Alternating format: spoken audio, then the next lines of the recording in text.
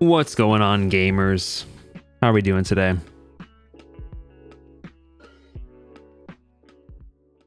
Go here, main.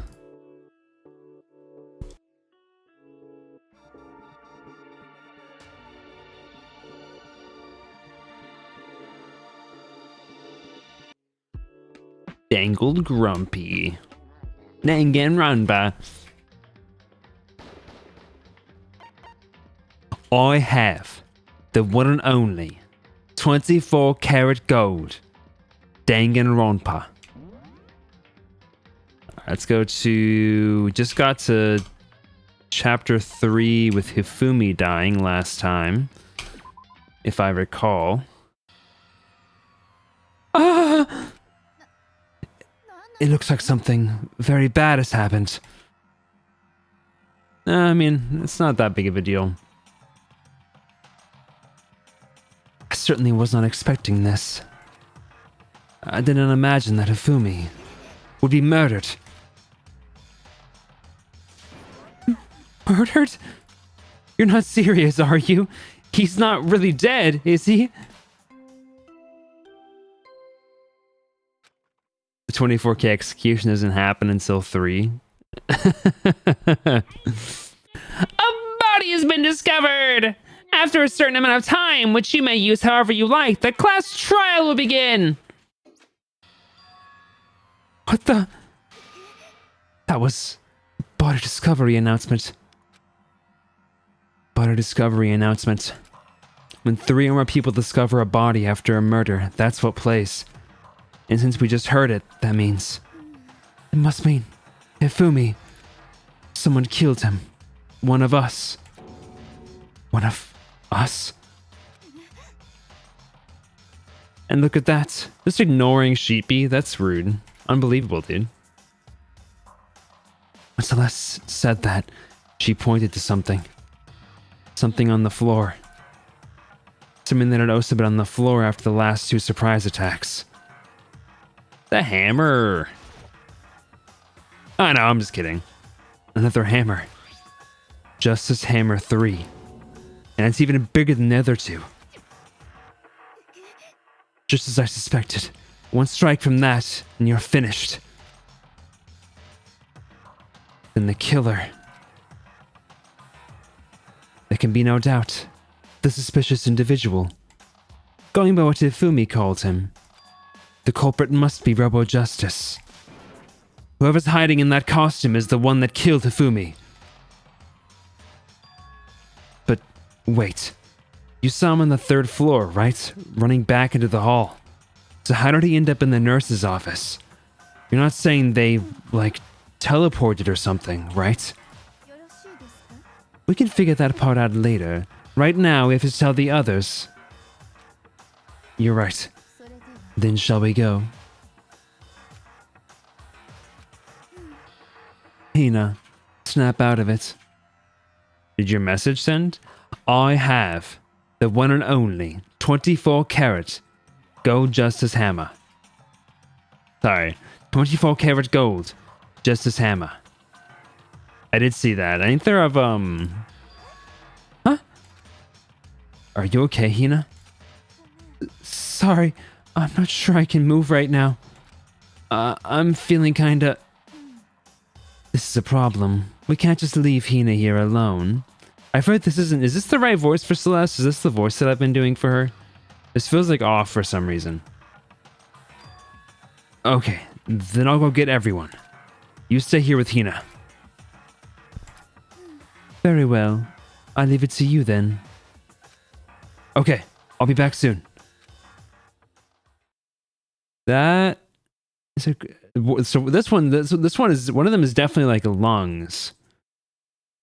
But what they have is the other one that looks like legs. I try to sound confident and upbeat, but I still hadn't stopped trembling from what I'd just been through. Everyone else is already on the 3rd floor. I have to hurry. Try going more French. This is where everyone was chasing after the suspicious individual. Where was he headed? Celeste, what's wrong? That was a rather intense scream for someone like you. I saw him, the strange costumed man. He ran off as soon as I screamed.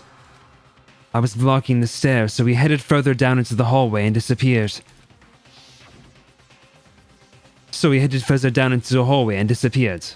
That beat, would we like that? I don't know about that. Maybe too French?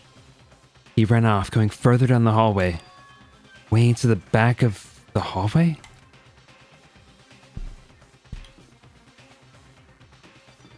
Oui. Understood. Where the fuck did he go? I don't actually know where this was happening at.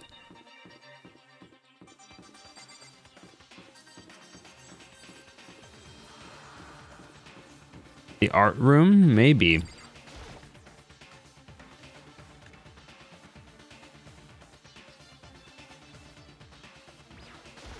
To the back of the art room? Or maybe the back of the science room. This isn't really the end of the hallway. The science room is more the end of the hallway.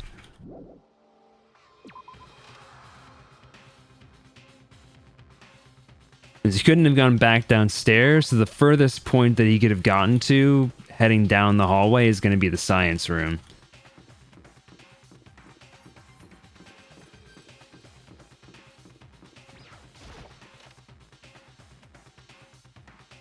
I think what feels off about it is that she's being more like emphatic than she usually is. As far as I can tell, there's nobody here. But still, I feel some kind of presence. Yeah, I'm sure I can feel someone's presence. This presence. Is it coming from over there? In the back? I leapt through the doorway. And when I did, I found another nightmare. The second nightmare of the day was waiting there to greet me. Oh! There, in a pool of his own blood, was Taka. Dead. Eh?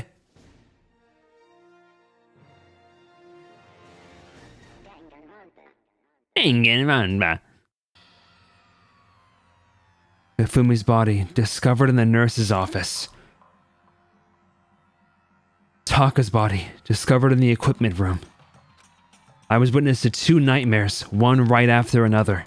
No, they weren't nightmares. This is harsh reality. The true nightmare is this reality. The reality I have to face every day. But still. Why is this happening?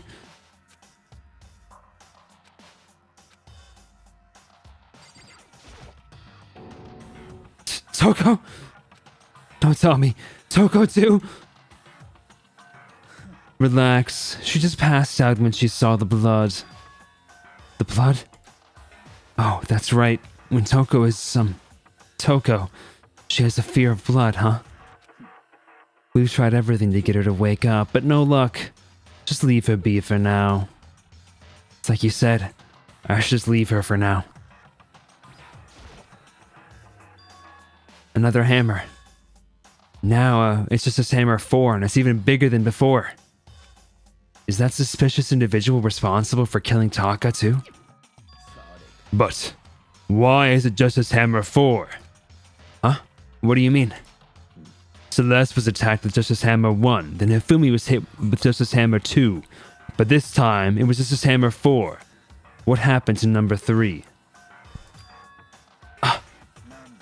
What's the matter? Well, when you mentioned Justice Hammer 3, you just reminded me. Out with it. Do you know something?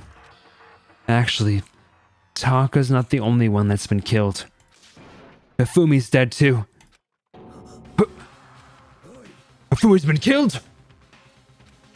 Yeah. Which is why you came to get us. Then we better go check it out.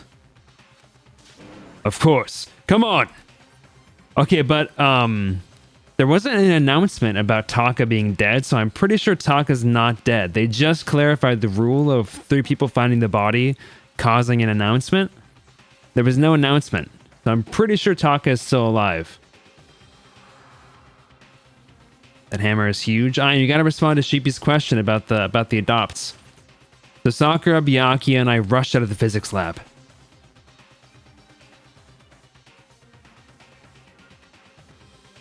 She saw it? But as soon as we were out of the physics lab... Ah, Celeste? Aren't you supposed to be waiting in the nurse's office? Something has come up. Yeah, I heard. Mifumi is dead, right? Well, that is not all. It is gone. Huh? What's gone? It has disappeared. Disappeared?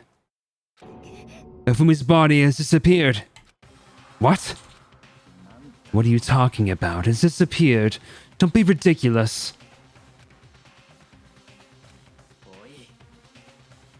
Hey, what up, Toaster? What up, my toaster? Are you serious? What the heck is happening here? Okay, but you guys were there. How did the body vanish while you were in the room? Everyone, back to the nurse's office. How you doing, Josh? I practically leapt down the stairs, nearly losing my balance. I reached the nurse's office, completely out of breath. How was it gone? How is it gone? I couldn't believe my eyes. I can't believe them either. Okay. There is absolutely no world in which somebody could discreetly move this man. Absolutely no world. You could not discreetly move this man. Sakura could not discreetly move this man. His body was there just a few minutes earlier. Oh no, what a shame. It just disappeared? Why would you go to the bathroom? Why would you go to the bathroom? Me and Celeste went to the bathroom, but we were only gone for like a minute. And then when we got back... This must be the work of the culprit. They must have come and carried the body away. They must really be enjoying this. Enjoying the sight of us standing around, frightened and confused. Did you want her to pee her pants? I mean, maybe. If leaving is gonna mean that there's no one watching the body. We're all going to die here. We're going to die, just like these guys died, those guys died. I don't believe this. I don't believe a body would just disappear. First, there were 2 murders, and now one of the bodies has been taken. This is unnatural. They're actually filled with helium, which makes them lighter than they appear. You know what? I hadn't considered that. Hold on. What do you mean 2 murders? Taka's been killed. We found him in the equipment room. It can't be. Taka too? Can't be. It can't be. No! Calm down. We're all gonna die. All of us. They're gonna kill all of us. Who the hell is Taka again? It's the really like uptight guy. The guy who's like all dressed in white, who was being like super crazy after Mondo died. Then who might the next target be? Toko? You guys did just leave Toko. You guys are being very irresponsible right now. Huh? I completely forgot. She's still unconscious in the equipment room. You left her at the scene of the crime? We didn't have a choice. She passed out and she refused to wake up. So she's still unconscious. Wait, so you knew she was still up there and said nothing? Why? That annoying little insect that clings to me wherever I go. We'd be better off without her. You bastard! Calm down. You forgot about her, didn't you? You have no right to blame me. Everyone stop fighting! Right now we need to hurry back! I can't take this anymore. I don't want anyone else to die. Byakuya, if something's happened to Toko, I'll never forgive you. Byakuya is so goated. We shot out of the nurse's office and bolted up the stairs, heading back to the 3rd floor. We ran back to the equipment room at full speed. And when we got there... Toko. Thank God you're okay. But right away I noticed there was something very different here. It was gone. Toko's body, which should have been right there, had disappeared. This can't be happening. Are we hallucinating all this or something? No, it's not a hallucination. I know I saw it before, and what I'm seeing now isn't what I saw before. What? Are you saying Taka disappeared too? Stop saying disappeared. It didn't just vanish into thin air. Obviously, whoever did this has hidden the body. But why would they do that? I couldn't possibly begin to imagine. Anyway, our costume suspect is clearly continuing his crime spree. We gotta hurry up and catch him before he kills all of us. Oh, I don't think you have to worry about that. Huh? Think about it. Who could possibly be responsible for killing and hiding these dead bodies? When Ifumi's death cry went up, everyone here was together on the 3rd floor. After that, we split into 2 groups. And now this time, you all came here as a group from the nurse's office. In other words, the only ones who could have done this are Hiro and Kyoko, who are still missing. Hold on a second. Kyoko has an alibi for when Celeste and Hifumi were attacked. There's no question that she was in the dining hall with us. You seem very adamant about defending her. Perhaps you were in love? That's not it at all. Well, anyway. Yes, I do accept Kyoko's alibi. Where did Kyoko go? She was on the 2nd floor and we split up to try to find the person who attacked Celeste, if I recall correctly. And we have not seen her since. Which means the suspicious individual we're looking for can be none other than Hiro. Which further means there'll be no more murders. The regulations are very clear about that. Oh, that's right. They're saying there's a rule that says you can only kill a maximum of 2 people. As long as that rule is in place, there will not be a 3rd murder. If they were to break that rule... I'd mince ya! Mince you without a second thought! Mince ya, grind ya, turn ya into paste! By the way, did you know that fish paste can also refer to shellfish like shrimp or crabs? Nasty. Indeed. So, since 2 people have been killed, there is no possibility of any more. You knew that from the beginning, didn't you, Byakuya? Which means you knew Toko was never in danger. I still mince it when I said we'd be better off without her, though. Anyway, with that in mind, we can now relax and search for the 2 missing bodies. The 2 missing bodies. 2 people have been killed, and their bodies have been hidden. The only one without an alibi, the only one who could have done it, is Hiro. But is he really the killer? And what about Kyoko? If she's not involved in this case, where did she go?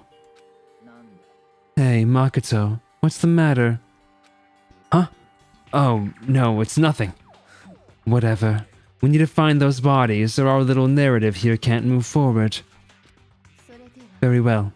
Then let us split up and begin searching. But there is no need to be afraid. No more murders will take place during this case. I know that. I think I do, but... If you're still nervous, I'll come with you. Okay. Thank you. No need to thank me. Then let's get moving. Yell out if you find anything. So, okay, I'm noticing the one thing is the 2 people who were, like, specifically attacked here, at least the ones who... Well, Hifumi was killed. I don't know if Taka was killed. I'm pretty sure Taka's still alive. Because they didn't announce Taka's death. But Hifumi and Taka were both the ones who were suspected of taking Chihiro's program. I can't remember what the alter ego. Byakuya left the equipment room, followed by the others. I have to try and find out. I have to try and find the 2 missing bodies. Oh, there's only so many places to check, I guess.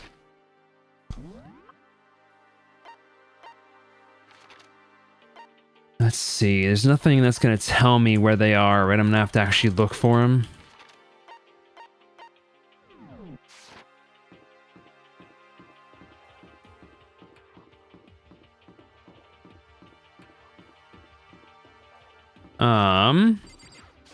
Let's see, check the art room, I guess. You know, during all of these like situations so far, I have been looking for the bodies. This is locked now? Huh? The door must be locked. Wasn't locked before though, I believe, if I remember correctly. We need to search for the bodies that have disappeared. What happens after that? Where could two dead bodies have disappeared to? I'm having a tough time talking today. I feel like I'm getting tongue twisted very easily for some reason. Check down here. Wait, that's the science room.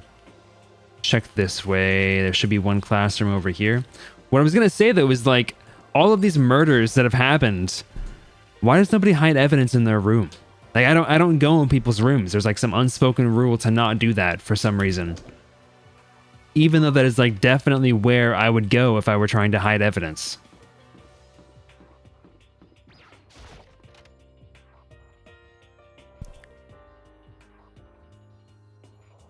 Stupid effing kids. Don't even know how to effing do a murder. Hey, Makoto. Why are you just standing there? We need to get to the repository. Huh? You mean? I found them. Fumi and Taka's bodies have both been hidden in the repository. I've already told Hina and Sakura. We'll go on ahead. Their bodies were in the repository? Yeah, that's why it was locked, dingus.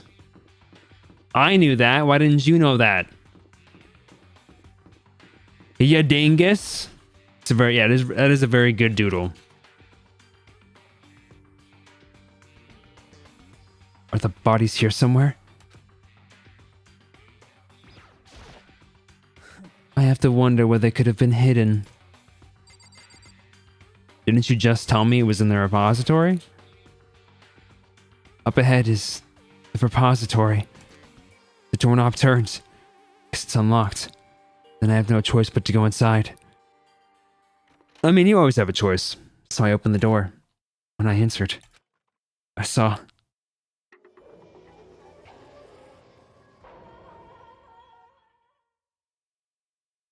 So I was talking with Sheepy yesterday about the remake of this that got not the remake of this, the remake of Danganronpa 2 that got announced.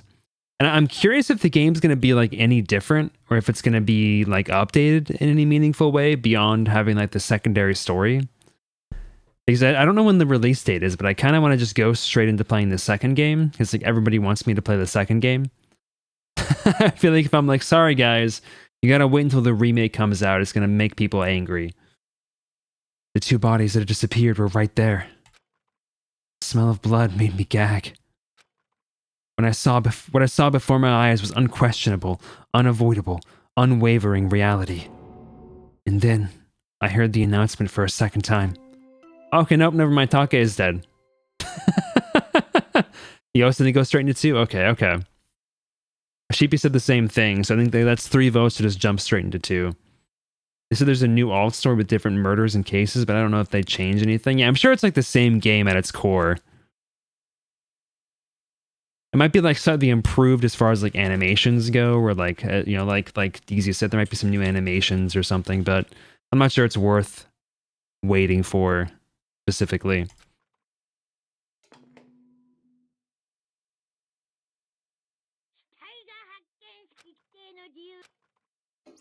So okay, wait, but why didn't that happen before? Why is it only happening now? Because I was there, Sakura was there, and Byakuya were there. Technically, Toko was also there, although she was knocked out. But she did see it before. Like they all 3 of them saw that before I did, because Toko fainted. So that was 3 already, and then I also saw it. So why did Monokuma not announce Taka was dead? Was he not dead yet, maybe? And so, here we are! Without further ado, let me give you all the next Monokuma file! I was going to hand them out when you found the bodies the first time, but I thought something might happen. It was really hard to resist, but turns out I was right. Just hand it over already. Now, make sure to investigate with all of your mental might and prepare for the class trial. Okay, see you later. Yeah, I'm sure it's not gonna be that different. Well then, now that we found the bodies, all that's left is to uncover the culprit.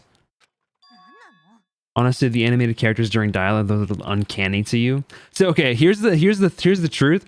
I actually didn't watch any of it because Sheepy specifically made me cover my eyes during it because they knew it was coming up and they were worried they were gonna spoil something. So I actually don't know what it looks like. The debate visuals looked sick though. That's the only thing that I saw. I did briefly see the debate visuals. Hold on. How can you be so calm? There are spoilers in the trailer? I guess it's a good thing that Sheepy told me not to watch it then. I mean, they're dead, you know? Dead! Gone forever! They're not coming back! Awful. This is just too awful! Ina suddenly burst into tears. She clutched at Hifumi's lifeless body. Okay, don't touch that though. That's nasty, dude. At least grab Taka.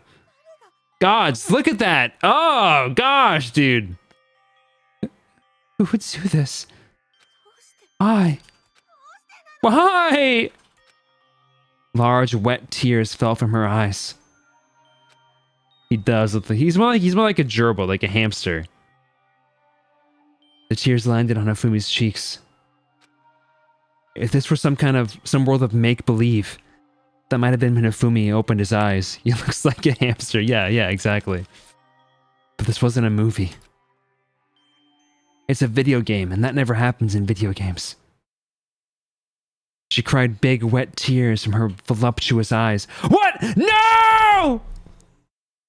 No! No! He's supposed to be dead! God dang it! Go back down! Why are you alive? This wasn't... No! God dang it, dude! Yeah, drop his head. He's alive again? Am I? Oh, tongue call. Is winter coming? Hifumi, wake up! That's right. Remember now, Hope's Peak. Come on, you gotta wake up.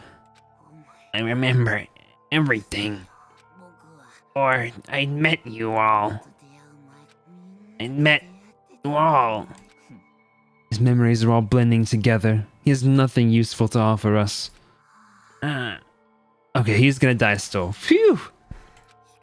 This is kind of sad though. This makes me like feel for him just a tiny bit.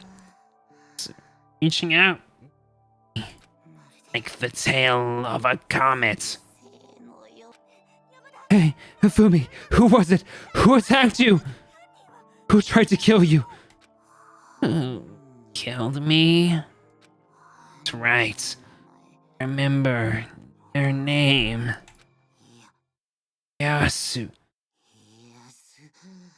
Yasumaru? Bro. Where's the Yasuhiro? My bad.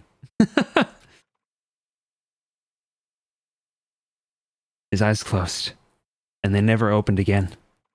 Death for the second time. Absolute, undeniable death. No matter how many more of Hina's tears splashed his face, there was no second miracle. Reality set in again. Oh, thank God. This isn't some stereotypical fantasy world. Tears can't restore a person's vitality. You have no tears, do you? No blood in your veins, no calcium in your bones. At least you have your meat. You're just angry. Going out of his way to return, just to leave us with his unnecessary dying words.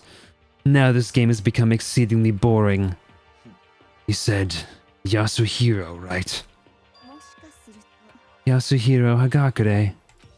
That is the only person he could have been referring to. She really called Rich Boy calcium deficient? And with that, the case is solved. Bro's drinking too much milk, man. Because you know, it actually takes calcium out of your bones, contrary to popular opinion, or popular belief. Assaulting people, and even killing Taka and Ifumi, and going so far as to hide their bodies. A criminal that hides his face behind a mask and uses a bunch of giant wooden hammers. Is that what Hero is? I gotta say, that really feels more like something Kyoko would do. If I gotta be honest with you, it feels more like Kyoko. If it's true, I can't forgive him. No way can I ever forgive him. He's killed 2 of our friends. Anyway, it's about time we track down the culprit in our little life or death game here. Although, this time it's not all that life or death. The trial will conclude without much trouble. Yes, it does look that way. It's going to begin again. We have to go through this one more time. I have to accept it. I have no choice but to go through with this, to make sure everyone survives. I just have to do it.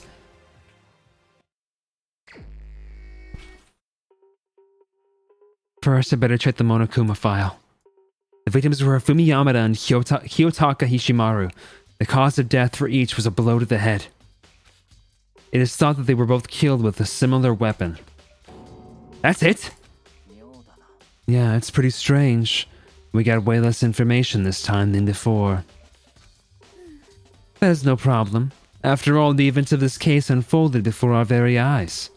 We should know more about what happened than the Monokuma file could, anyway. Maybe. There's something else that's bothering me. Someone else has been missing for quite a while. Are you talking about Kyoko? Without a doubt, she has an alibi for when Celeste and Hifumi were attacked. But what if the killer wasn't acting alone? What if they had an accomplice? An accomplice? An accomplice? What are you doing here? Don't be rude. I'm here to answer your question. What question? You're talking about accomplices, right? I'm pretty sure I explained it before, didn't I? During the first class trial. Speaking of which, I'd like to ask the bear, if there is an accomplice, do they also become blackened? So you ask, and so I shall answer. Each murderer is allowed to have an accomplice, but only the one who does the killing will get to graduate. So in other words, 2 people can work together, but one of them has no chance of profiting from it. There's no way anyone would work together, right? So basically, you can be an accomplice if you want, but there's no gratification in it. So are you saying nobody worked together this time either? Sorry, can't answer that. It would start the free exchange of information between you guys. I just want to make sure you don't forget, no matter how much you might assist in a murder, only one blackened can graduate, and accomplice gets nothing! Then we only need to figure out who that one blackened is that did the killing, right? Just like normal. Okay, let me take this opportunity to clarify the whole shebang. In this class trial, what you need to determine is the one true blackened who devised the murder plot and put it into action. Excuse me. A true blackened? So just one person. That's enough for explainifying. Now it's down to the final battle between all of you and the blackened. Good luck to all the contestants. There's gonna be one blackened. An accomplice wouldn't benefit. Then I can't see any way Kyoko would be connected to this case after all. You may be right. If that's true, then Kyoko, where are you? As long as she's not connected to the case, it doesn't matter. Let's get back to the investigation. I have absolutely no doubt that Hiro is responsible. But for the time being, I suppose it can't hurt to pursue further information.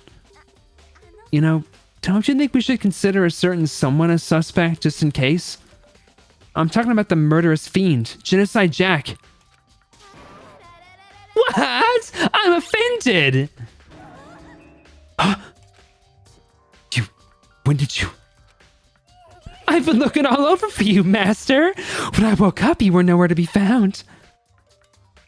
You just looked it up? Looked what up? Anyway, you there, milk sack swimmer girl. She is obsessed with Aoi's effing boobs. Has as much content as the original base game? Whoa. That's crazy, actually. Milk sack? Why do I gotta be a suspect? Well, I mean, you are a serial killer. So what? I'm like a special guest suspect every time? I have an alibi, you know. She's right about that. When we heard Afumi scream, she was with me. And when the body disappeared, she was still lying unconscious in the equipment room. Plus, Taka's body aside, I can't imagine any way she would have been able to move Afumi's body. Besides, I calculate every move I make. I'm not gonna kill someone once everyone knows what I look like. They don't call me the murderous fiend for nothing. Danganronpa 2x2 includes a brand new scenario based on Danganronpa 2 Goodbye Despair. The setting and cast of characters remain the same, but a certain incident triggers a completely different chain of events, with different victims, culprits, and tricks. This new scenario offers a volume of content on par with the original. That's crazy, dude. You gonna play it before me?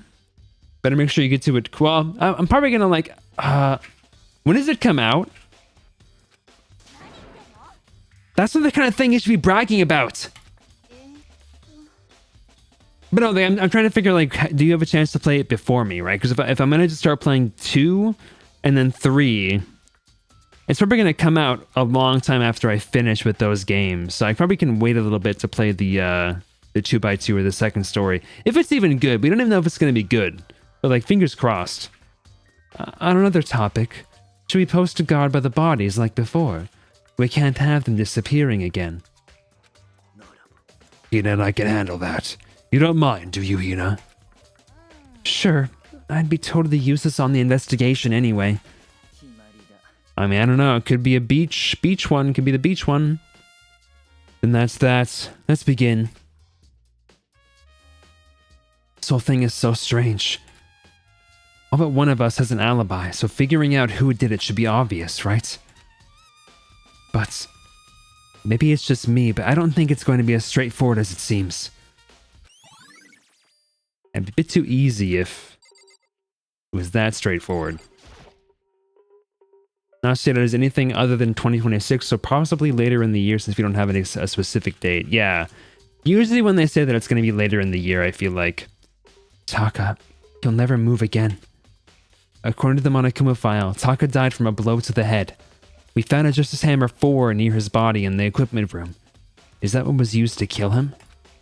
And there's a tarp laid out under his body. The killer used this to move Taka's body? That way there wouldn't be any blood left behind while the body was moved.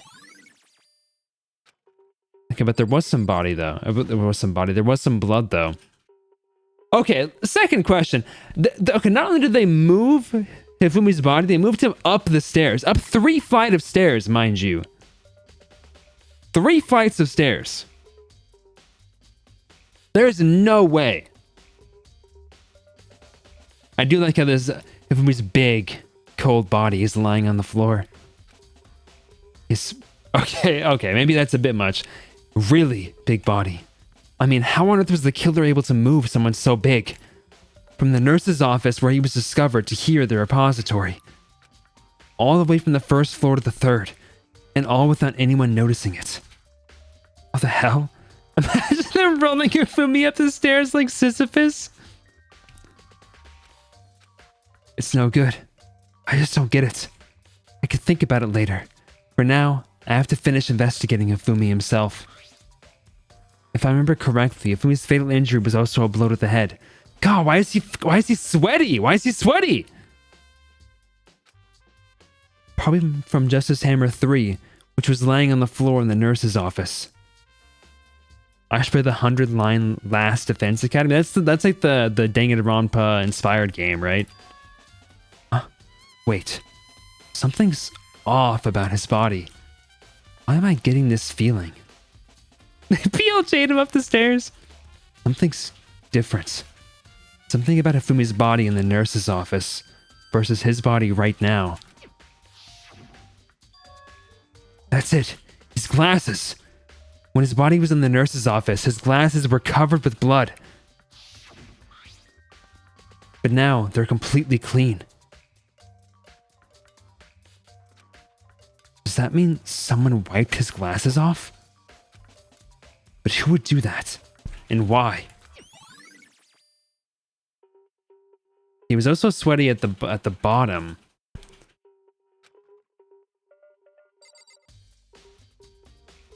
He wouldn't, like, Monokuma wouldn't lie to us about Hifumi being dead, right? Like he wouldn't tell us a fib about that, right? But to 100% the game, it takes 160 hours? Holy crap, dude! What is this? Freaking Persona 4? Persona 5, I mean? I don't see any way to lock it from in the art room. Okay, can I leave?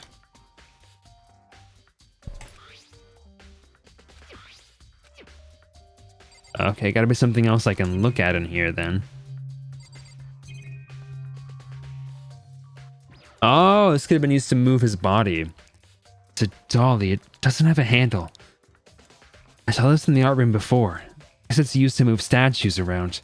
It's kind of awkward, but if you bend down, it's not too hard to use. Huh? But wait. Wasn't this in the equipment room when we found Taka's body? And look at the wheel. There's a blood stain on it.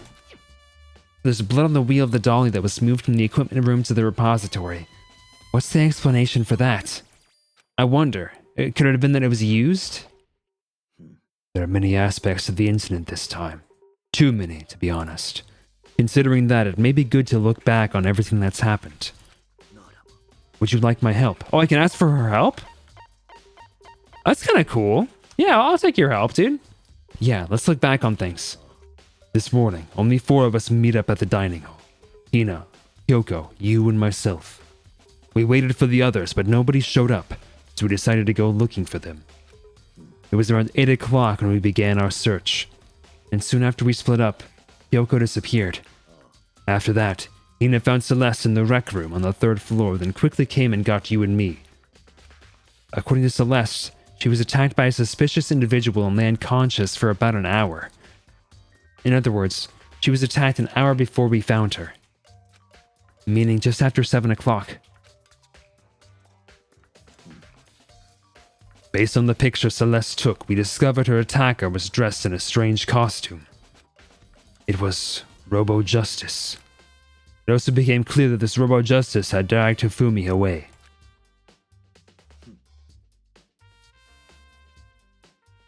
After meeting up with Toko and Byakuya, we began searching for the costumed assailant. We found an injured Hifumi in the library on the 2nd floor. We took him down to the nurse's office on the 1st floor, then resumed our search. But not long after leaving the nurse's office,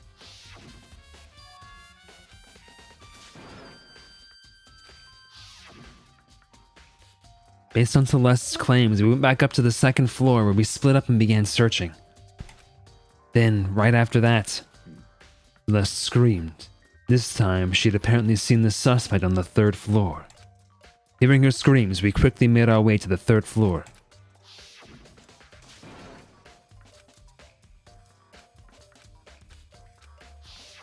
Okay. And then...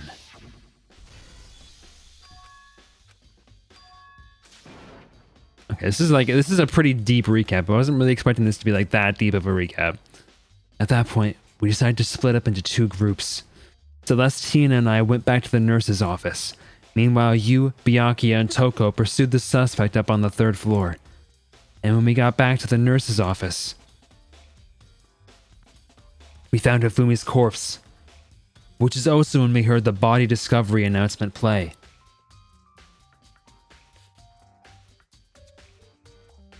Wait, maybe that wasn't the body announcement for Hifumi. Maybe that was the body announcement for Taka.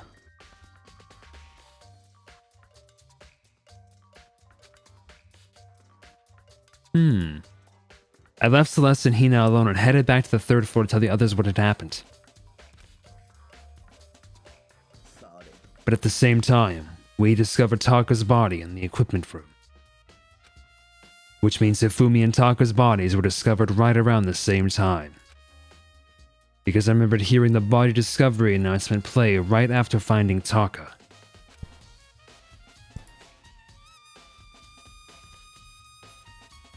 I have this strange suspicion that the killer is actually Hifumi. And he's not actually dead. And that's when I showed up and told you and Byakuya that Hifumi had been killed, right?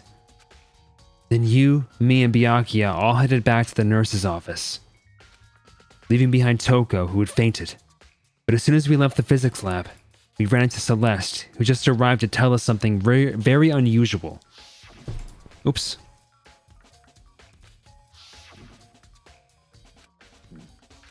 Because, like, really, how else could somebody, like, the only person who could even potentially, maybe, take Hifumi's body up 3 flights of stairs would be Sakura. And we know for a fact that it is not Sakura.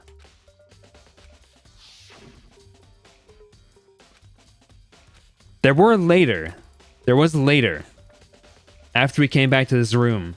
But the announcement happened before Hifumi was actually dead.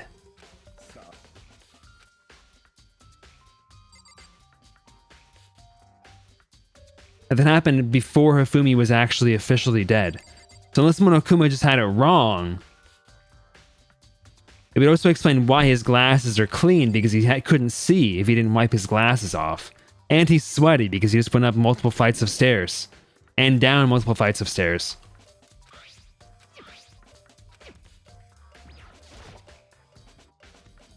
Byakuya, do you think Hiro really did it? I don't see how anyone could think otherwise. When the attacks and murders and disappearances all happened, every one of us had an alibi. And the last thing Hifumi said when he died... Yeah, he said Hiro's name. Then there is no room to suspect anyone else. Okay, but if he did do it, why would he hide the identity? Why would he hide his identity with that weird costume? Maybe he thought that no matter what happened, he'd be safe as long as his face was covered. Because he's the fool of the century, you see.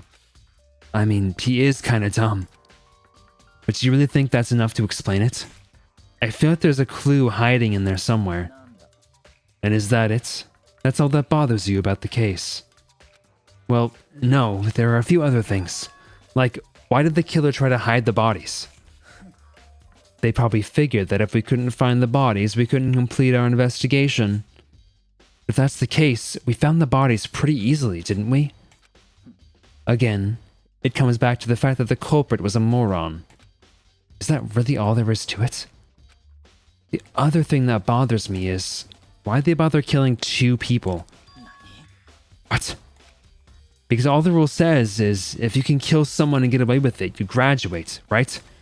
So if you're the killer, your #1 priority is not getting caught. But killing 2 people means more clues, more chances you'll get found out. Hold on. Perhaps. I see. So that's what that means. Is everything okay? Don't talk to me as if we're friends. Huh? What's with that attitude? But you have my appreciation. Thanks to you, I might have some fun with this after all. Mysterious words hung in the air as he left the repository. He talked as if he'd figured something out. But if he did, would it have killed him to tell me what it was? You love him? Okay, and also, the only way to lock this room is from the inside. So there had to have been somebody inside this room to have locked the door and then to have unlocked it.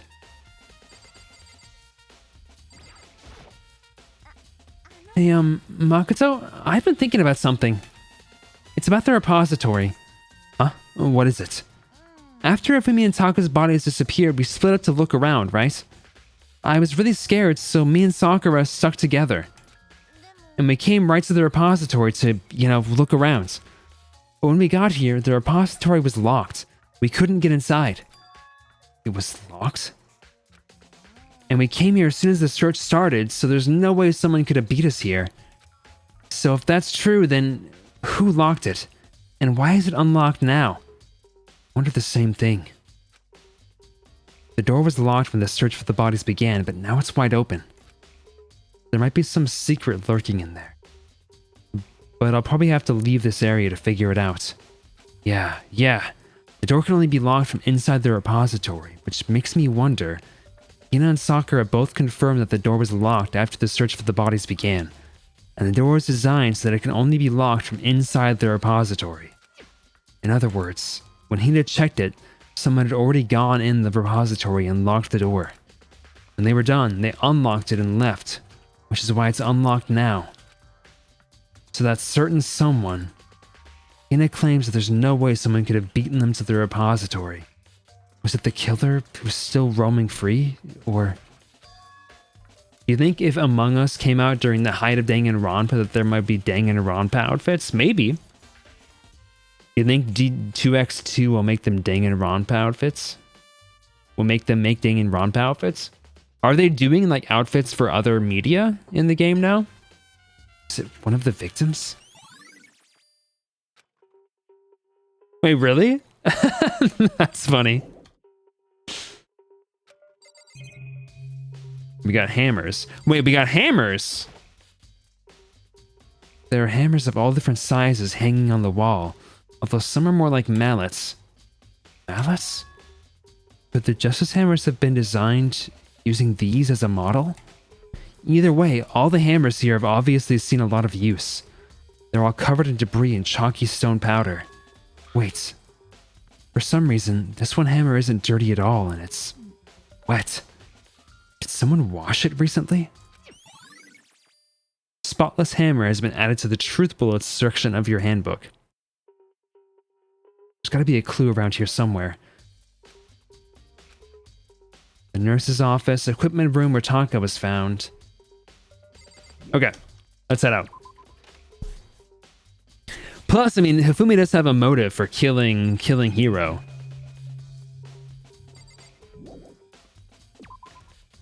He has the motivation of wanting to get alter ego all to himself, like the little rat freak he is.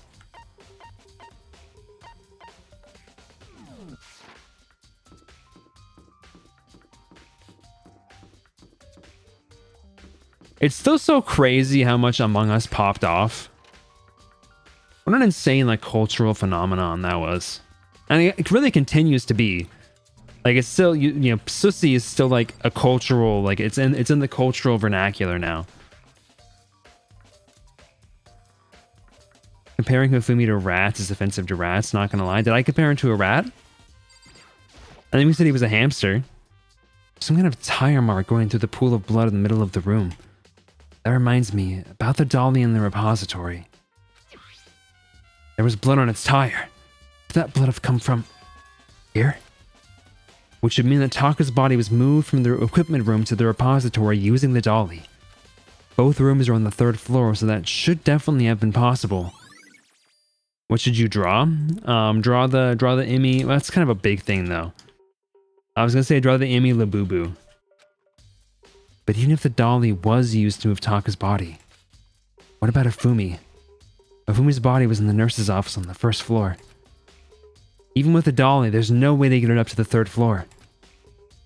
Skunk timber? Ooh, draw a little skunk. That's still a total mystery. Yeah, because it makes no freaking sense. Justice Hammer 4. The weapon that was used to kill Taka. The body was moved, but the murder weapon was just left here.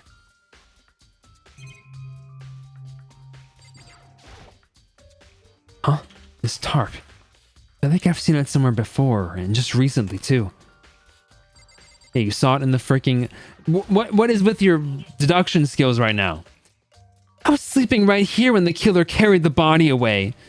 I'm super pissed I missed such an ultimately rare event. Okay, I think that's everything in the equipment room. Let's see, let's look at the map. Where else do we find evidence?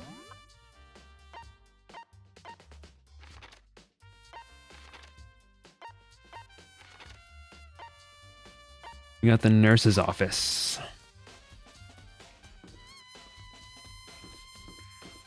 We just walk into her like, is this the nurse's office?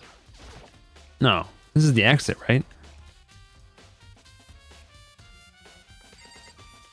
Well, I just noticed something. Why is that labeled like an exit? I had not noticed that yet. Is this like the way that we're gonna get out is through the safe?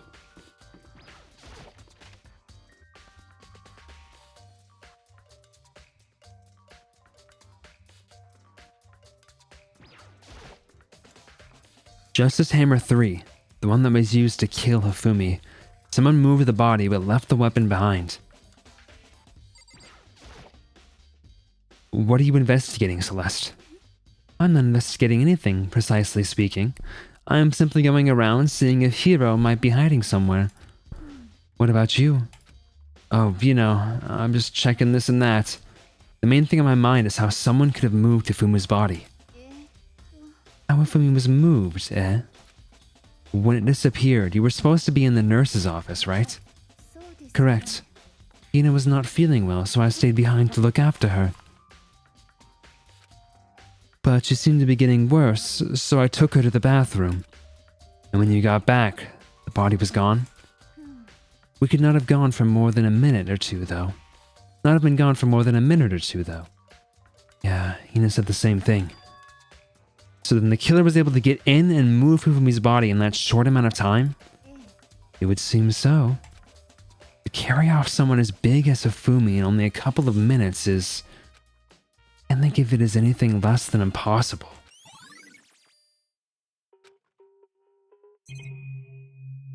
Anything in the fridge? Got a little sody pop in here? After everything I've been through, I'm totally parched. Maybe just a quick peek. There's a bunch of blood packets in here. For blood transfusions, I guess. Doesn't help me, though. I'm not a vampire. Unless... Unless? Trash? Anything in the trash, perchance? It's just a normal trash can. Huh? Wait, there's something inside. It's too small to be a handkerchief. It's a glasses cleaning cloth. And it's got some kind of cartoon character on it. Ugh, but it's also covered in blood. Did you find something? Oh yeah, she's for sure a vampire. No one has skin that white and eyes that red and dresses in like gothic Lolita and is not a vampire. Let's be real here. Yeah, there was a cleaning cloth in the trash can. A cleaning cloth? That's all bloody. Whoever this belonged to must have used it to wipe up some blood. But who would need to do something like that? I haven't the slightest idea. Yeah, me either. But I think it might be important. I do love in games like this where you're like gathering evidence when like the character has to kind of like be dumb about connections because they don't know what order you're going to like get the clues in. Like obviously that is the cloth that was used to clean Hifumi's glasses. Although wait, no, the game should know that we know that because we have to have seen that detail before we could leave the room. So why does it not connect that? That's kind of funny. This is where you were. I've been looking for you. You have? I wanted to thank you for what you did. Not that you meant to, but you ended up making this little game of ours very interesting indeed.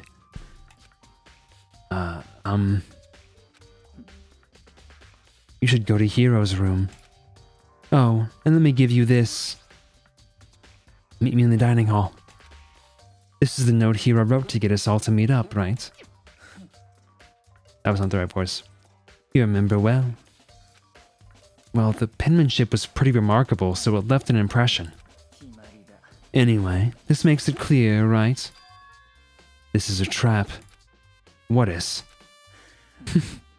Things grow ever more exciting. What are you talking about? I've already repaid my debts. I don't owe you any more explanation. Goodbye. This freaking guy, dude. I freaking hate him so much. We said to go to Hero's room, but what's waiting for me there? A gun.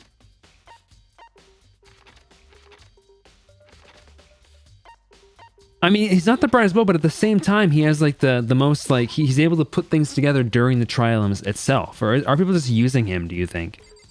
You think folks are just like exploiting him for their own gain?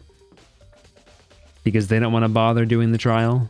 Or they find it funny to like have him like struggle through the trial? It's so crazy to me how fast they killed Junko. Jiro. Where is he? Here we go. The door's unlocked. I guess I can go inside. Yeah, okay, I did say to go look. Might not be a great idea, but I'm gonna take the plunge. He's gonna have like committed suicide or some shiz in here, isn't he? This is Hero's room. There's all kind of weird stuff in here. Where did he even get it all from? More importantly, he still hasn't turned up. Are you guys seeing the camera glitching? That's just me.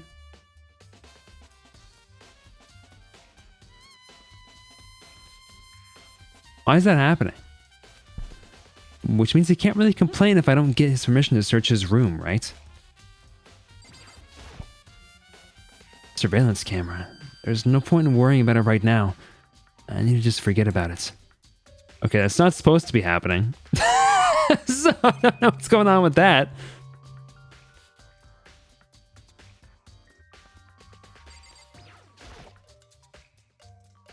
Yeah. Normal bed. Pretty much just like the one in my room.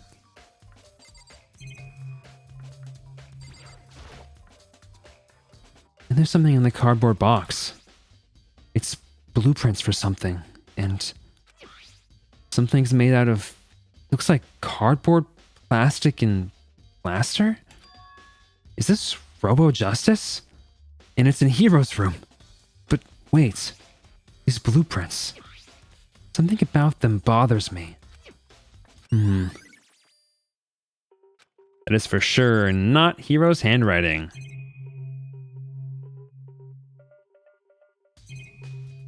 Go back out. Let's go into the bathroom here, maybe. I soundlessly checked the bathroom. Nothing in here. Pretty grungy, though. Nasty, dude. Oh, gross. How does the bathroom even get this dirty? Gross, dude. I really didn't need to know he was like a gross, stinky man.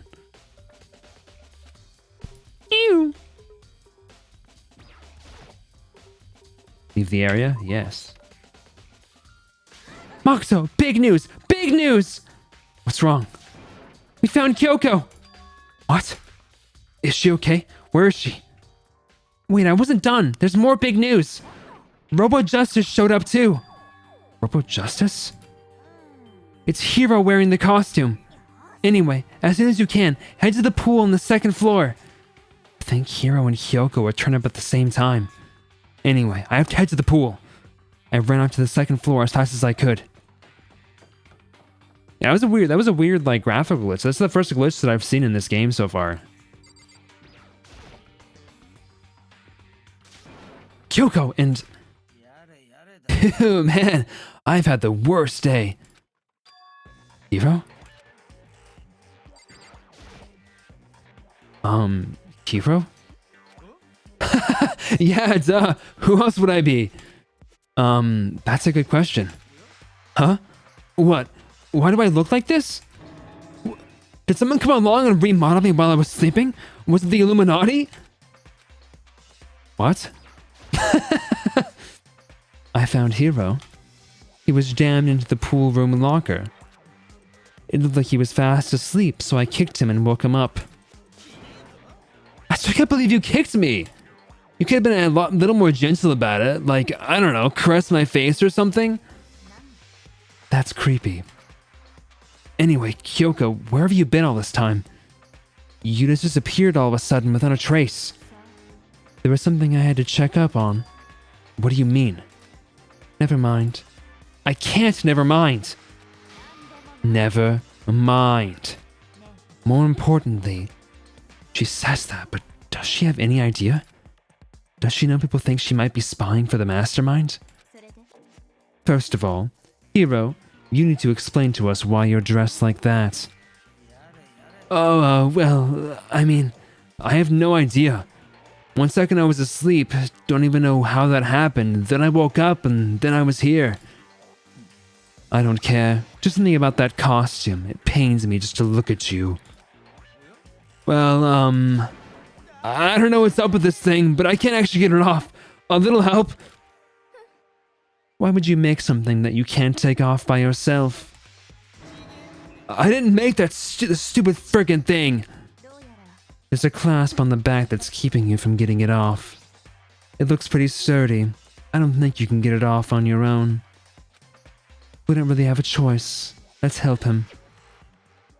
Took everyone's help, but slowly we were able to get Hero out of the suit. It took a few minutes, but eventually we got all the pieces off. Kinda just said that, but I guess you can say it again differently. Whoa, free at last! Isn't it kind of weird how perfectly the suit fits Hero? More to the point, nobody but Hero would be able to wear that costume. Wait, what? Hold on a sec. Don't bother trying to act innocent. The blueprints were in your room as well. In other words, it is obvious to everyone that you made this costume. That's true. I saw the blueprints myself. Yeah, me too. And it's obvious. The one who put this costume on and went around attacking everyone was Hero. Shall we tie him up and gag him? Good idea. We wouldn't want him killing anyone else. Tie me up? Oh, hold on, guys. I think that's going a little far. He may be a suspect, but he deserves fair treatment. Yeah, I mean... Attacking? Blueprints? I have no idea what you guys are talking about. You can't talk your way out of this. It's been decided. You killed them. What? Killed who? I have no idea what you're talking about. There must be a fake Hero running around. You're the only one who can wear this costume. So who else could possibly be the costumed attacker? How do you know I'm the only one? Maybe you should try it on for yourself before you convict me. Fine, if we're gonna be a jerk about it, I will. Without missing a bit, I think a beat would typically be the word there. Hina started putting on the Robo Justice costume. Ah, see, look how loose it is. I mean, come on. I'm fine as a bat in here. Can't see my feet at all. Surprised you got anywhere in this thing. I'm telling you, it wasn't me. Not to mention, you totally can't bend at the waist. Seems you got pretty obvious oversight. That's not a very nice thing to say. I mean, it's not like I made it. I just got caught up in the moment. Well, either way, now we know for sure, right?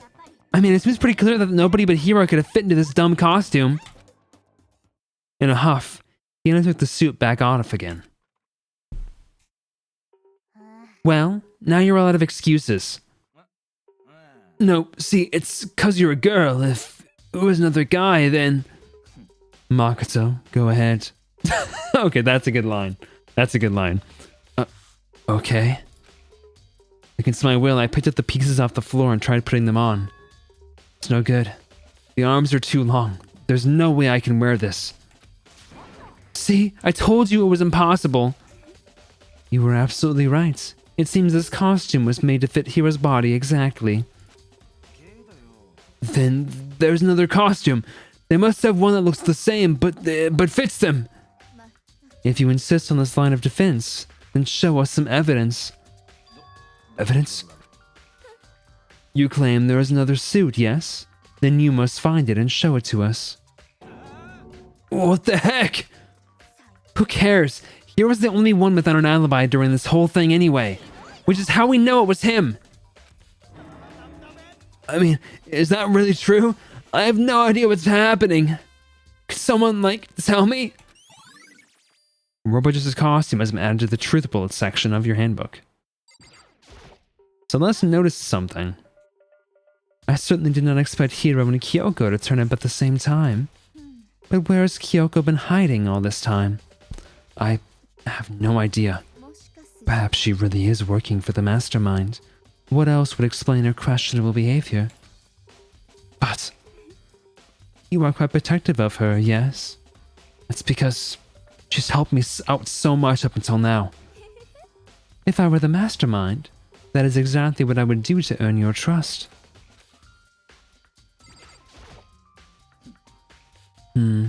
It's looking more and more like it really was a setup.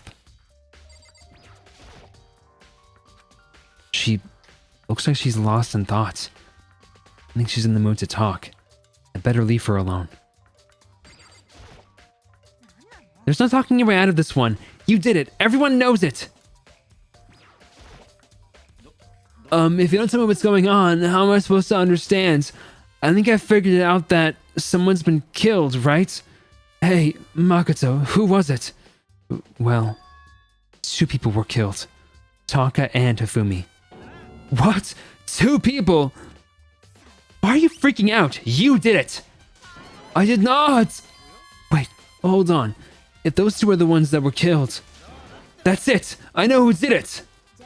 You may as well tell us then. Taka and Hifumi were fighting over Alter Ego, right? Which means Alter Ego and or Chihiro must have done it. I see. That's unfortunate. Huh? Unfortunate? Stop trying to trick us. Just admit that you did it, okay? I'm telling you, you got it all wrong. I know. That note. Note? Last night, someone slipped a weird note under my door. And here's what it said.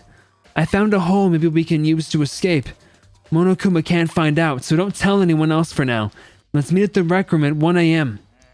But the last thing I remember is going to the rec room, then for some reason I fell asleep. The real killer probably drugged me or something. Not a chance. No, hold on. He could be onto something. The nurse's office did have chemicals that could do that. Really? I told you, someone's trying to set me up. A secret passage, a chance to escape. Someone wrote all that to trick me. Even if that's true, you must be the one dumb fish to bite every piece of bait that floats in front of you.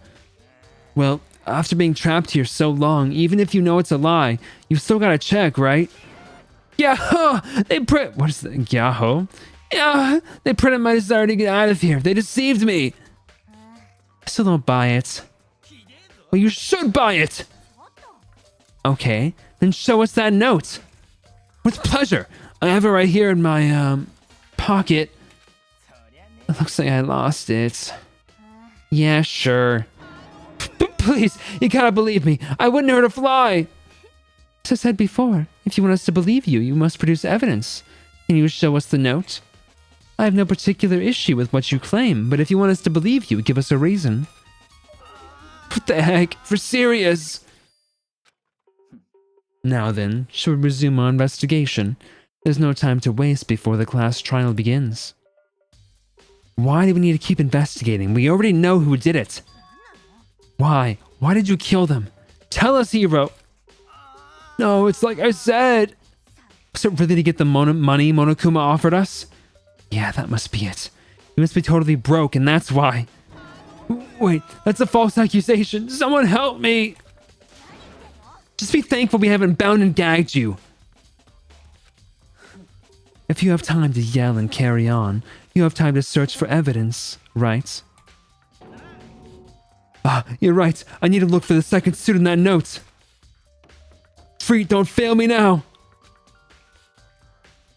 I guess I better get back to guard duty. I was gonna ask Toko or Genocide Jack to switch with me. If she and Sakura got into a fight, we'd have a catastrophe on our hands. Well, bye. One by one, everyone peeled away. Makoto, do you have a second? Huh? I want you to help me with the investigation. It looks like I got a late start on this one, so I need to make up some ground. Sure, I don't mind helping, but can you promise me something? Later, when we have time, will you tell me why you disappeared? No. To reject me so simply. Anyway, I need your help. You don't mind, do you? Okay. Thanks. Now then, shall we? This character, Kyoko is so freaking effing Sasuke core, it's crazy. So, Makoto, first, I'd like to examine the corpses. Examine the corpses? I can't believe I'm hearing that from a girl the same age as me. Dead bodies don't lie, you know. They tell the truth far more easily than the living. Wouldn't you agree? How am I supposed to answer? Anyway, we have to hurry before the class trial begins again. Yeah, you're right. Okay then, show me where the bodies are. They're in the repository. And I guess we should head that way for now. Let's go down. Wait, no, sorry, 3rd floor. I am already on the 3rd floor. No, I'm on the 2nd floor. Go here.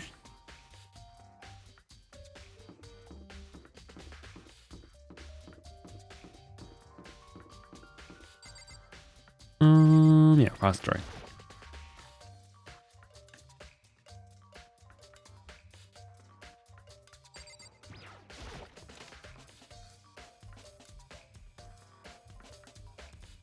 Hifumi and Taka. For a moment, Kyoko seemed to go rigid. Only for a moment. Well then, let's get started. The brief glimpse of emotion, just like Sasuke. She crouched down next to Taka, and without hesitation began poking and prodding the bodies. The Monokuma file was right. They were killed using similar weapons. Movements were so smooth. She was so calm. Seeing how comfortable she was actually made me feel a little more comfortable.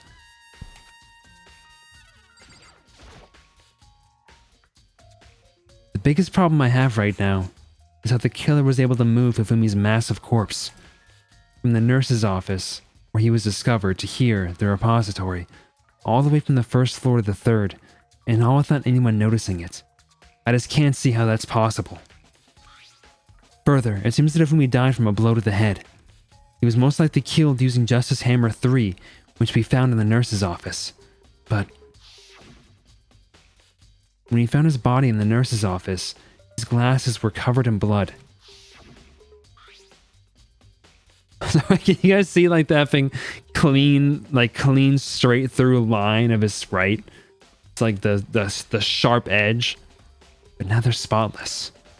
Does that mean someone wiped his glasses clean? But why? Who would do that? And why?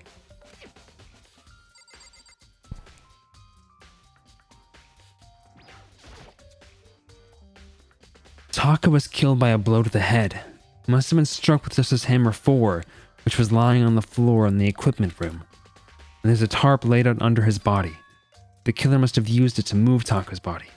That way it wouldn't leave any bloodstains as it was moved. I was talking to Kyoko. Makoto, I found something. You did? You remember the wristwatch Taka always wore on his left hand? You did? Are you so oblivious to the people around you? Do you dislike other people that much? No, that's not it. Anyway, so you said he had a watch? Take a look. It's broken. You can see the hands aren't moving, right? It most likely broke when he had his encounter with his assailant. And if you notice, the hands are frozen at just past 6 o'clock. So that would mean the watch was broken sometime just after 6. But last night, Taka's watch definitely wasn't broken.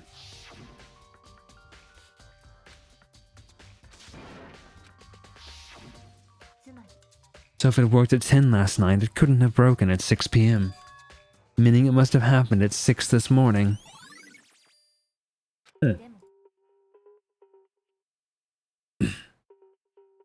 And that's not all. Look at Taka's left hand. He appears to be grabbing something. You're right, there's something white in there. Can you try and pry it out? Me? Rigor mortis has already set in. Boys are better suited to this kind of manual labor, right? Okay. Much as I didn't want to, I grasped Taka's cold hand. The ice-cold hand was nearly enough to cause my heart to stop beating. You know what else she reminds me of? She reminds me of the main girl, not Power, but the other main girl from Chainsaw Man, the leader of the organization. After some effort, I was finally able to free.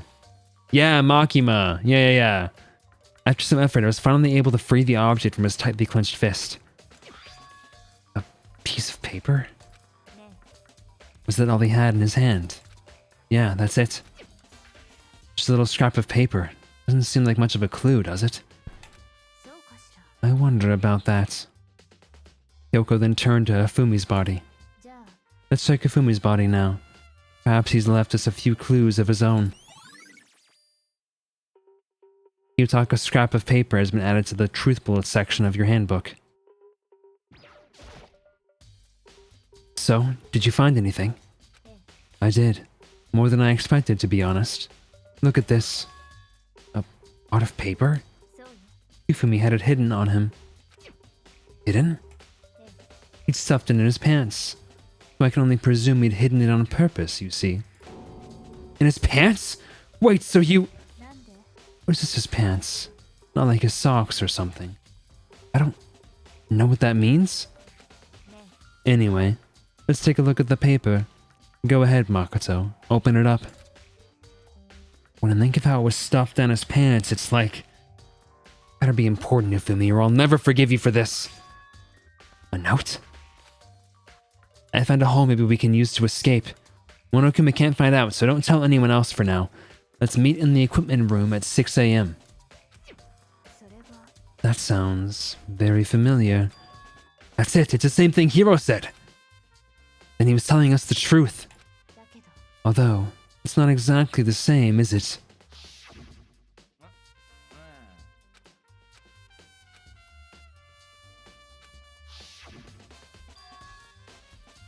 Time is different. Hiro told us that his note said to meet at 1 a.m. But the note they wrote to Fumi asked him to meet at 6 a.m. Hold on. Just because Fumi had the note doesn't mean it was meant for him. Huh? Part of it has been torn off, right? I think there's likely some meaning there. There's some meaning to part of it being ripped. Could you maybe explain it a little more? Think carefully. Why would he have been clutching that scrap of paper so tightly? I have no idea. What if it wasn't just a scrap of paper when he was holding it? What if it was something more important? And how would something important like that become a mere scrap of paper? That's what you need to answer.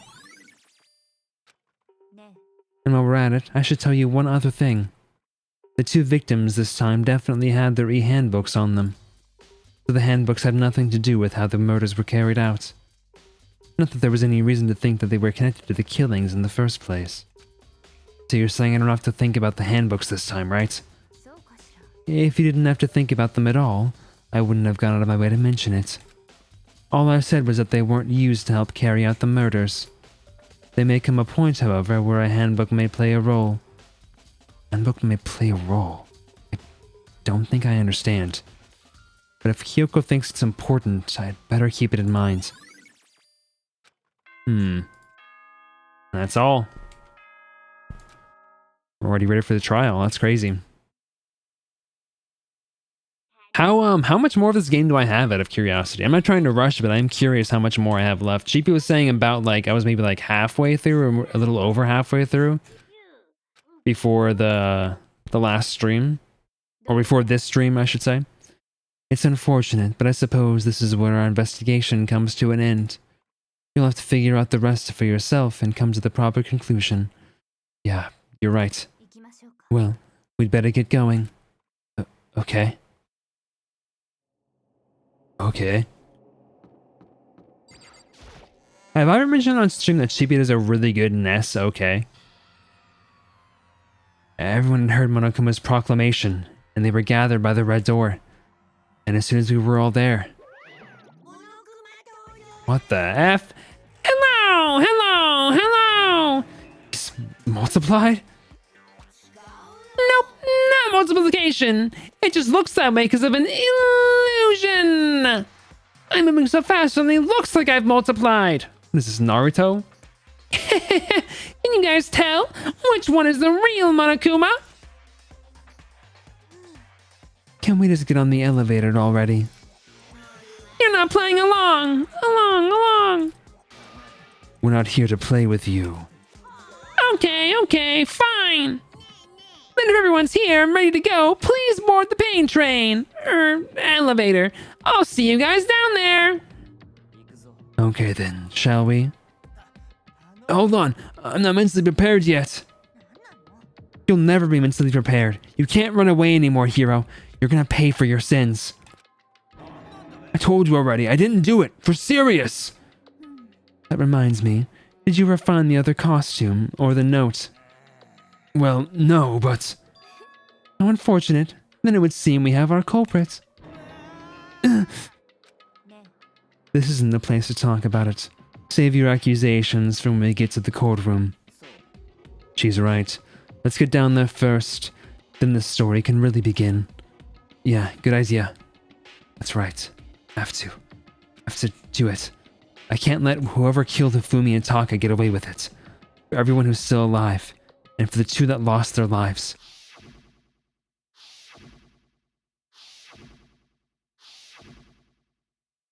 The one who killed Hifumi and Taka. The one who killed two of our friends. The killer is... someone right here. I don't know if I'm still not fully convinced. I still feel like he's lying. I still feel like he's actually alive. I don't know, man. Something about this stinks. Yeah, trial time already. I don't like Monokuma's carefree attitude. Were you listening? Wait till we get to the courtroom to begin your arguing. Let's hurry up and go so we can make Hiro pay for his crimes. It would appear the culprit has been confirmed. This trial will be over in no time. I wonder if Mike's ever played Danganronpa. The story begins when we get down there. I don't think he ever streamed it before. I don't even know if he's really into visual novels, though. The story begins when we get down there. I'd be curious to watch somebody else play this game, though. I feel like it'd be a fun game to watch somebody else play. Maybe not as fun as Outer Wilds. Because this game's a bit more like linear and structured. Like you kind of have to find everything, and then you just kind of piece together the structure a little bit. Outer Wilds is much more like open-ended than this game is, but it would be cool to see somebody play this, I feel like. Come on, Big Mac, let's do it! Yep. It wasn't me, you gotta believe me. Took one last deep breath and exhaled slowly. I began to walk toward the elevator. Once everyone was aboard, the doors closed on their own, and the steel box began to move.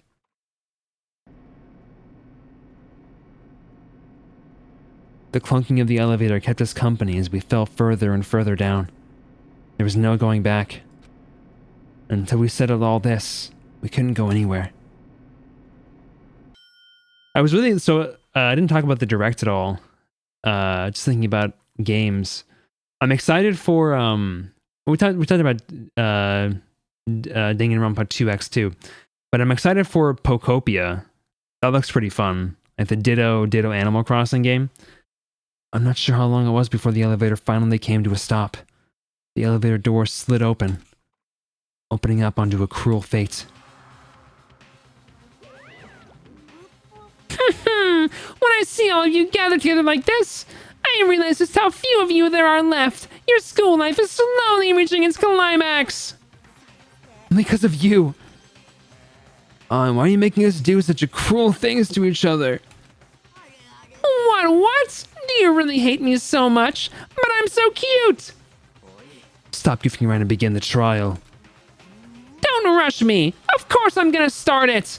I would never be like, stay tuned for the action-packed class trial after this commercial break! I never hold out on you like that! Okay, let's begin! Get to your assigned seats! And so, the curtain opened once again. A deadly judgment.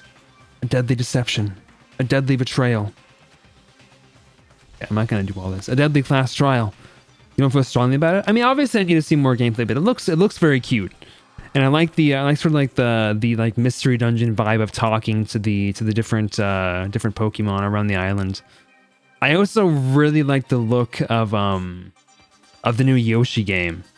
That game's animation is gorgeous. And it looks like it's going to be pretty fun. But I have to get a Switch 2 if I'm going to play any of that stuff. And Switch 2 emulation. Not that I would ever in my life ever dare think, even just consider using an emulator. I'm not even sure what that really is. But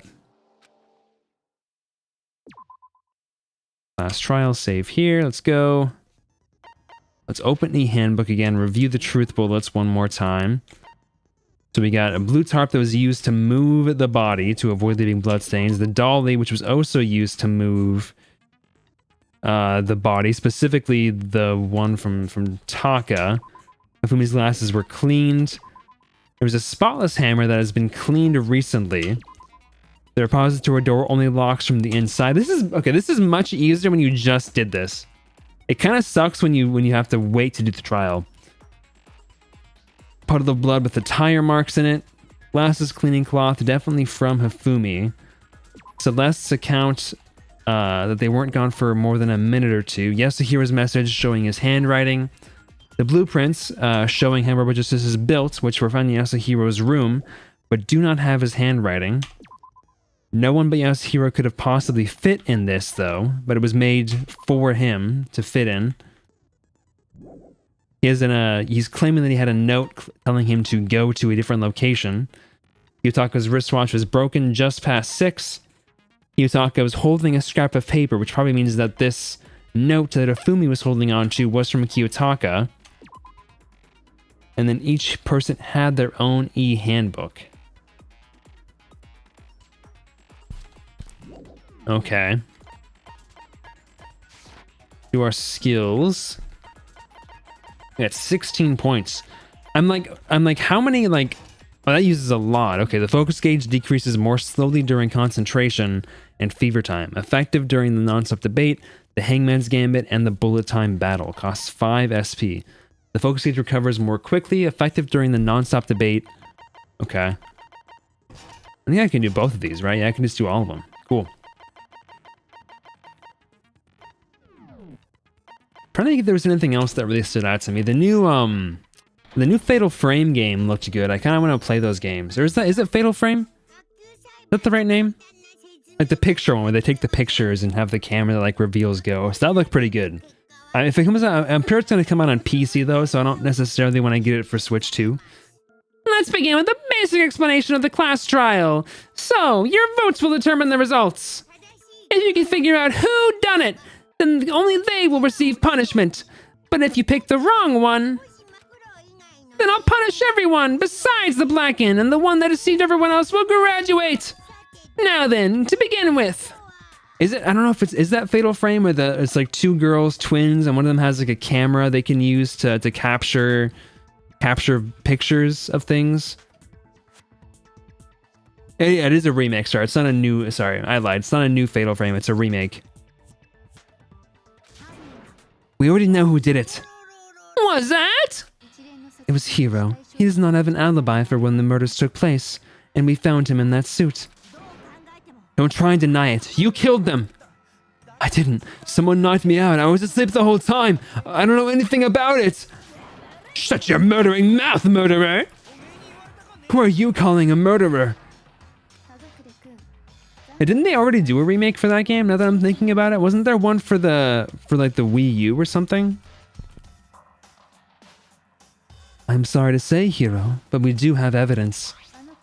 Blueprints for the suit. Well, yeah, wasn't it like you could use the gamepad to like move the camera around? Wasn't that the whole like shtick with the remake? Or am I thinking of the original 3DS game? I don't know, dude. I never played them, but they looked interesting. I just never got around to playing them. Blueprints for the suit. Parts we assume were used to build it. And all of it was found in your room. You have to admit, the evidence is quite compelling. It points to you as having created the suit and wearing it while committing the crime after crime. How many times do I have to tell you? I don't know. I don't know. Is Hiro really the killer? Or... Before anything else, we have to make that clear.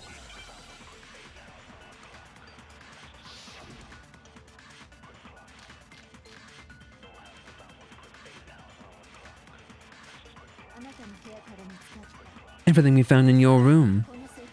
The blueprints, the suit parts. They're all part of it. They're all proof enough that you are the culprits. I don't know anything about that stuff. It's not true. It's a conspiracy. Bro, why? Why did you kill them? No, just hold on a second. Crimson Butterfly. Yeah. Oh, IB. Goodbye, IB. Goodbye.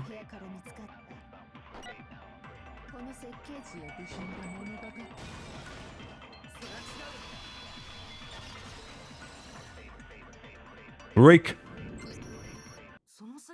Are we sure Hiro really made those blueprints? What do you mean? Well, take a look at this. It's the note that Hiro wrote asking everyone to meet up after Alter Ego disappeared. The handwriting's obviously different, wouldn't you say? When you compare it to the blueprints, there's no way you could think the same person made both of them. Unless that person made it a point to disguise their handwriting. No, the differences are bigger than that, I think. Come on, I'm not smart enough to think of trying to change my handwriting anyway. So, Makoto, are you saying you don't think Hiro's the culprit? And he's not the only one. I think Hiro is innocent as well. What? Then who was in that Robo Justice suit? Is it like Hiro said? Was there really someone running around in a second suit? The suspicious individual within the suit. Go ahead, Makoto. Tell them who it was. And of course he passes it off to me.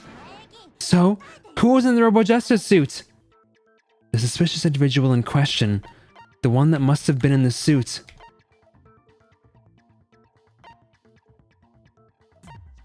Oh, it's not the Illuminati. Hina?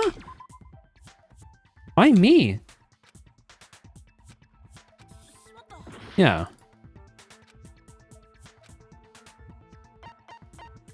Is it Hiro?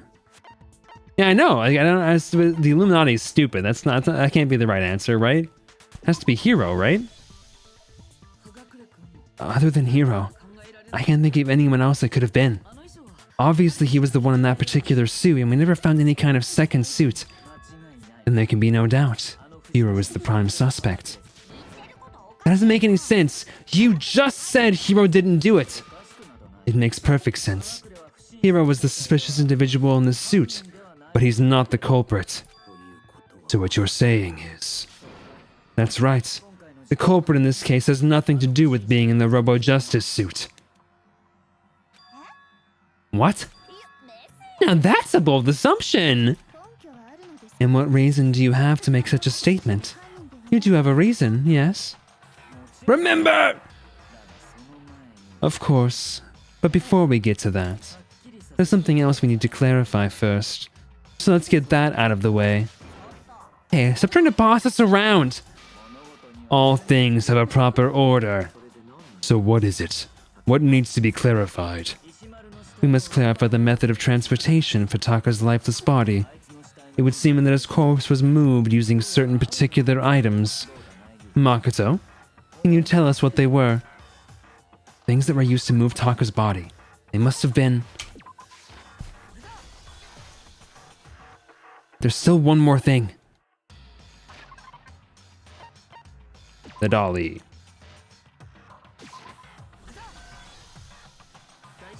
They were a dolly and a tarp, right? What's with the attitude? So, let's see if I can explain. Taka's body disappeared from the equipment room, and then we rediscovered it in the repository. And when we found it for the second time, it was wrapped in a blue tarp, right? Wrapped? It was more like it was on top of a blue tarp. It was the same tarp that was up until that was stored in the equipment room. So the killer must have seen it there and decided to use it when they moved Taka's body. That way, they wouldn't leave any bloodstains while they were moving it. Okay, that explains the tarp. And the dolly. Same thing. I'm sure the dolly was in the equipment room when we first found Taka's body there. But when the body disappeared, so did the dolly. Later, when Taka's body reappeared in the repository, so did the dolly. In other words, you think they used the dolly to move the body, am I right? But are you sure you were not mistaken? Huh? Are you absolutely positive the dolly was in the equipment room when we found Taka's body? That dolly was made specifically for moving large objects between the repository and the art room. It would be very strange indeed to discover it had made its way to the equipment room. Is it not possible that it was in the repository all along, and you simply didn't realize it? He's raised an objection. How do you respond? There was no shame in being wrong. Nobody expects much from you anyway. We have all accepted the fact that you rarely understand what is going on around you. Okay, Celeste. Wow, I've never had anyone sound so nice while being so mean. Maybe I can change her mind. I can just explain to them why the dolly must have been moved from the equipment room to the repository. A new element again, dude? Let's talk about reloading. Starting with the next bullet time battle, we're going to add one more ingredient to the recipe. On the bottom of the screen underneath the tempo marker, you'll see your ammo count.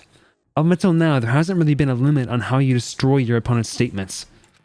But from now on, just locking on and pressing the left mouse button won't be enough to handle them. Now it will cost you 1 bullet to destroy a single remark. Once you run out of bullets, you can't destroy any more statements, no matter how locked on you are. However, you can reload by pressing the tab key. Just like locking on, you'll have to press the tab key in time with the tempo marker. Basically, just remember that the tab key now is a function along with the RMB and LMB buttons. It will automatically reload at the start of fever time, and your ammo will not decrease. Oh, but if your action difficulty is set to gentle, you won't have to reload at all. Well then, good luck and have fun.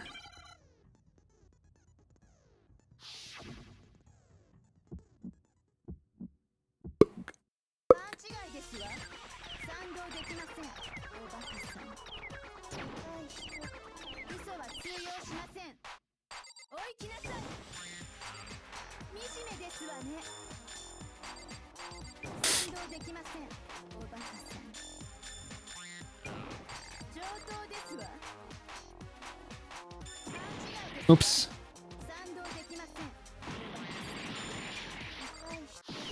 No, no, what's happening?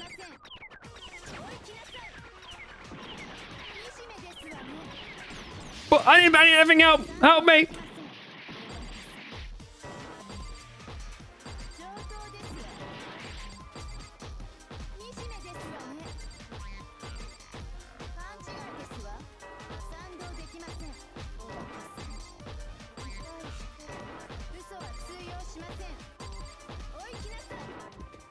Okay, that was pretty tough. They got pretty tough there in the middle, when I could no longer see the beat. If you're asking for proof that the dolly moved, I have it right here. When I found the dolly in the repository, one of the wheels had a bloodstain on it. There was a pool of blood in the equipment room with a tire mark in it that matched the dolly's wheel tread. Dolly wheel's tread. The killer probably rolled the dolly through the blood on accident as they reeled the body out of the room. And as the blood dried on the tire, they moved the body into the repository. There's my proof that the dolly was used to move Taka's body. Gee, Celeste really hate me that much? Well, anyway, that was just something we had to get out of the way. Let's get back to the main subject. Is that minigame in the second game too? It's probably my least favorite mechanic. Yeah, the subject of how Robo Justice didn't do it. Because if it's not a killer robot, then what kind of robot is it? I'm not sure that really matters. I'd be happy to explain why the occupant of the suit couldn't possibly be the killer. If you look back on how the body was transported, it will become immediately obvious.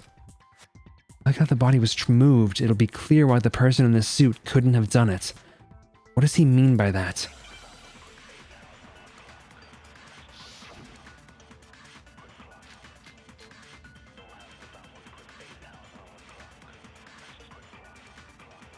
gonna be? The Robo Justice costume. As we know, Taka was killed in the equipment room, and from there, the body was moved to the repository, correct? Yeah, the culprit wrapped the body in the tarp.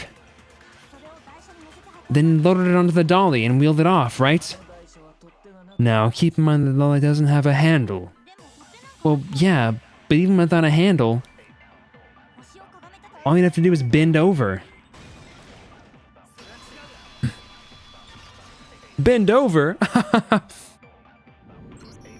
Hey guys, bend over and spell run. You're absolutely right that you could push a dolly without a handle if you stoop down low. But if you were wearing that suit, do you think you could actually get into a position like that? What do you mean? Think back to what you said when we were all checking out the suit together. Remember? This is such a funny picture. I'm bad as a bat in here. Can't see my feet at all. I'm surprised you get anywhere in this thing. I'm telling you, it wasn't me.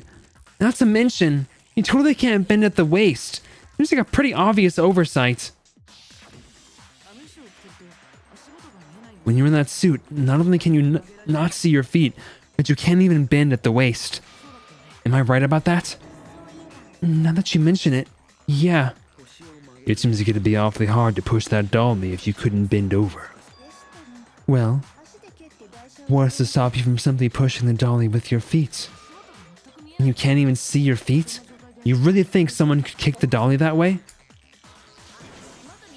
Yeah, it'd be totally impossible. Not that I can say for sure myself. On top of that, if you were wearing such a rigid, cumbersome suit, it's very unlikely you would ever have the dexterity to go about wrapping the body in a tarp. Well, I mean, isn't that just a matter of taking off the suit when you're ready to move the body? There's absolutely no chance that the costume was taken off just to move the body because you can't take it off by yourself. I don't think taking off the suit was an option. If you remember, this is so much easier if you have just played it.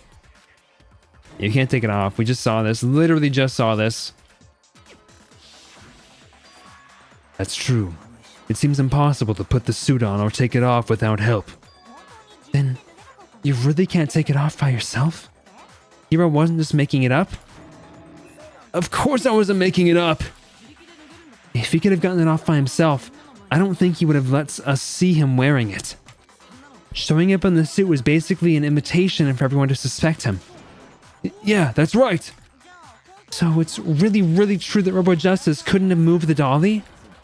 To be clear, whoever did move the body, it couldn't have been Hiro in the robot suit, correct? No, wait just a second if you please. Have you forgotten about the picture that I took? You all got a good look at it, did you not? The image of Hifumi being dragged away by Robo Justice. If whoever was in that suit is not the culprit, how do you explain that? Besides, do you remember what the now deceased Hifumi said? How did you get hurt? Guy hit me. What guy? What guy? Robo Justice. That's why I decided to call him just now. So long as those facts exist, the proper conclusion is beyond question. The individual inside the suit and the culprit are one and the same. It was Hiro, without a doubt. Yeah, it's gotta be right. Hold on a second. It's still far too early to reach that conclusion. Besides, there's no hurry to decide who did it. Before we rush to a verdict, shouldn't we explore every single possibility? Instead of seizing on one viewpoint, the truth is uncovered by analyzing things from every angle. Perhaps. But where do we go from here? Let's review this series of unfortunate events from the beginning. Maybe we'll uncover something new. What a pain in the ass! I don't disagree, but our lives are on the line. If this is what it takes, we have to do it. Plus, maybe we'll get to find out where the heck Kyoko was when everything went down. Alright then. Let's take another look back at what happened. I suppose we could start with this morning. Okay, I don't really know if I want to go through this again. And as soon as we split up, Kyoko went missing.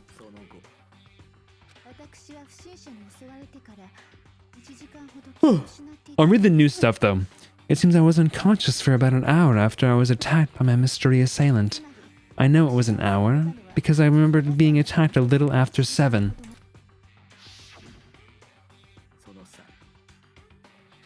Okay. That's the Fumi. Yep.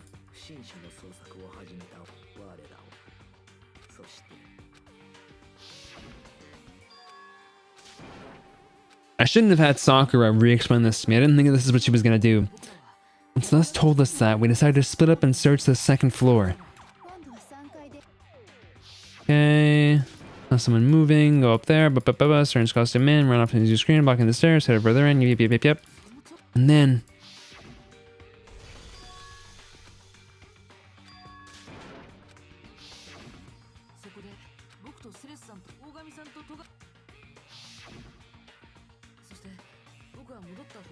when we got back to the nurse's office, we found Hifumi, dead. And that's when we heard the body discovery announcement. I'm noticing one other detail looking at that scene. The hammer's not bloody. I left Celeste and Hina there and headed back to the 3rd floor to let the others know what had happened.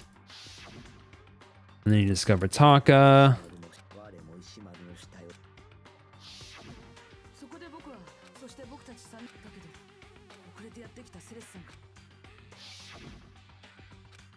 Yep. I forgot I can like shift to go faster, right? No, that's Hello Charlotte. Yeah, auto doesn't seem to make it go any faster, but...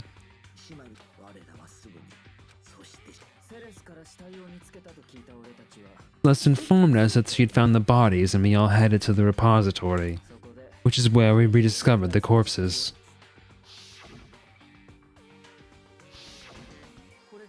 I think that about covers it. I see. The whole thing sounds exceptionally complicated. It certainly seems to me that these are not a simple series of connected events. Okay, well, if that's true, then what? Rather than a single series of events, I think we have to consider each murder a separate situation. And from there, we can uncover the contradictions surrounding all of them. Now then, let's get started, beginning with what happened to Taka. The contradictions hidden in what happened to Taka. In order to uncover the truth of this case, I have to find them, no matter what. Couldn't even see my pee-pee.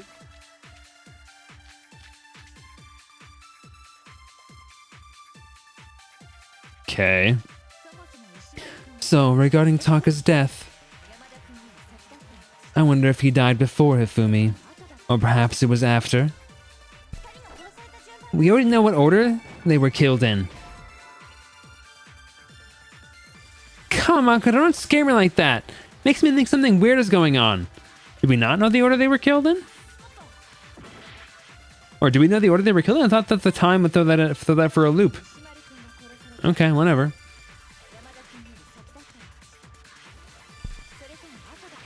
Do we know the time of deaths? We do not get the time of deaths for them.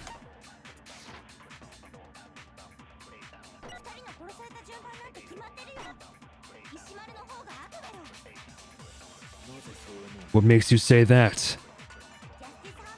Because of the numbering of the Justice Hammers. It's true that Hifumi was killed with Justice Hammer 3, while Taka's death came from the swing of Justice Hammer 4. See? So it's obvious Taka came after!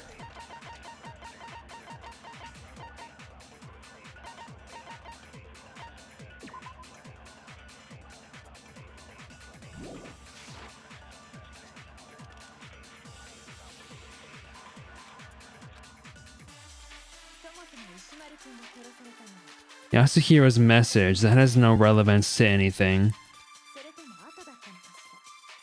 What's the contradiction here? I wish there was a way to speed this up, too.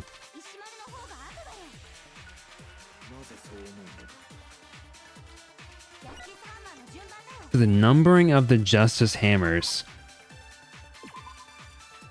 The cause of death for each was a blow to the head. It is thought that they were both killed with a similar weapon.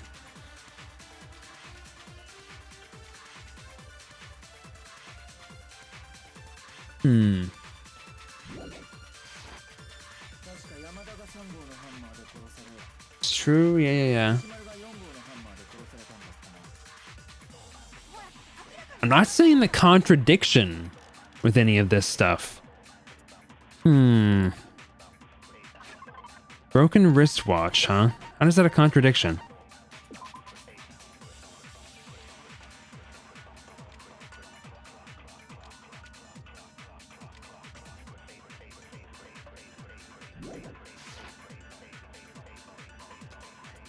Unless the broken wristwatch would mean that maybe he wasn't killed with the hammer? I don't see how Monokuma File 3 would have any relevance.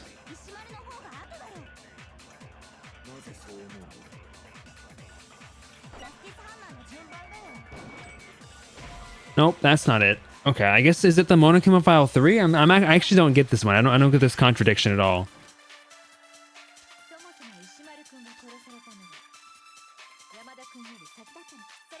Oh, you can speed it up with control. Okay.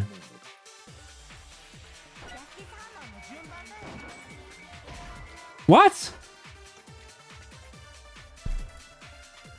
Okay, well that's it, I guess. Well, I'm so confused as what the contradiction is this time. I have no idea. Yeah. Everyone wants to kill Makoto for some stupid reason. Yes, I want to give it another shot, please. What's the contradiction here? This doesn't make any sense to me at all. With these pieces of evidence, how can we prove that one happened before the other? I mean, the broken wristwatch made sense to me. That made sense as like an element of blocking them out.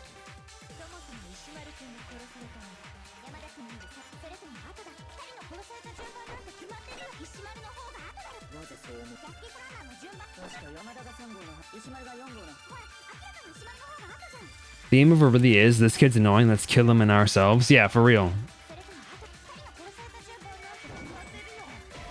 No? What's the contradiction here? I genuinely have no idea what the contradiction is in this one. Yeah, how is Yasuhiro's message a part of the contradiction?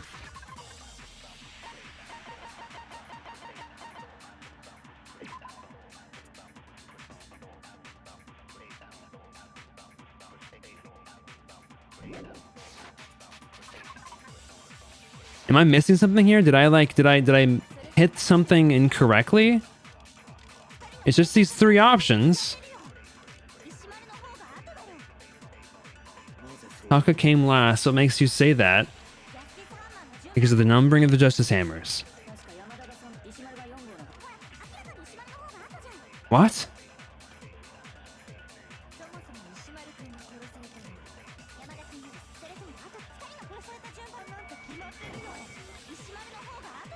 I tried that, right? And that wasn't correct, right? That was not accurate.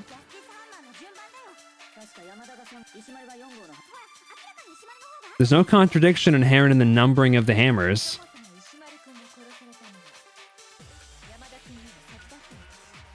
Oh, I forgot about that mechanic. How do I do that again? Tab? Shoot, how do I do that again? Slow down, control key speeds it up. Firing truth bullets, loading truth bullets. To slash select. What the fuck's going on with that? What's that translation there? Down to select a truth bullet. Oh, that's right, that's right, that's right, that's right.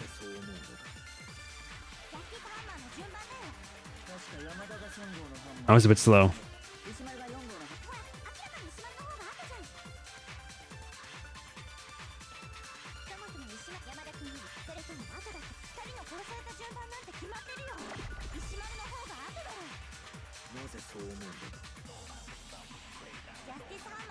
The numbering of the Justice Hammers. I missed. I missed. Something's up with the ordering of the hammers. The order of the hammers.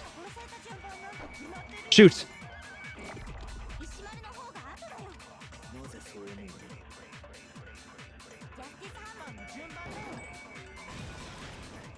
I forgot about the mechanic. I was like, none of these bullets make any sense. How am I supposed to freaking progress this? Oh yeah. Yeah, it's always confusing when you forget it and it's like the second time it's ever used in the game. Yeah. Oh, it's on auto. Shoot. If anything, that's just another way the killer tried to disguise their actions. So you're saying the culprit wanted us to think the hammers were used in order? But in reality, Taka was killed before Hifumi. Okay then, let's see the proof. Evidence that proves Taka was killed before Hifumi. I feel like there was something at the watch. Which, I mean, I feel like, is my statement not a contradiction? W R Where's I? I S Wrist. Where's my T at?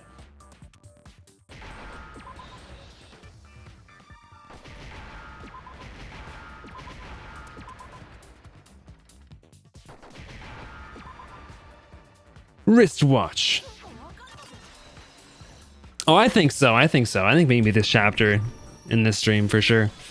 I've got it. Taka's wristwatch.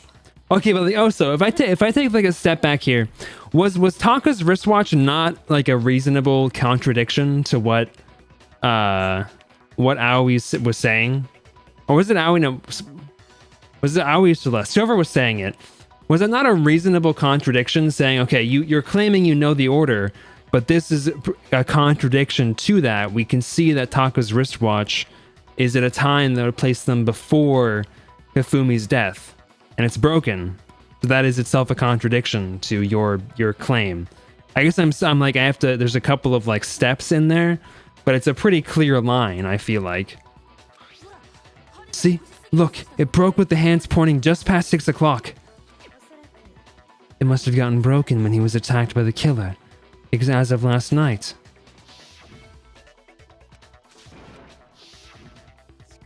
So if it wasn't broken after 6 last night, then he must have been attacked around 6 this morning. And that would be his official time of death. But if that's true, then he was killed well before Hifumi.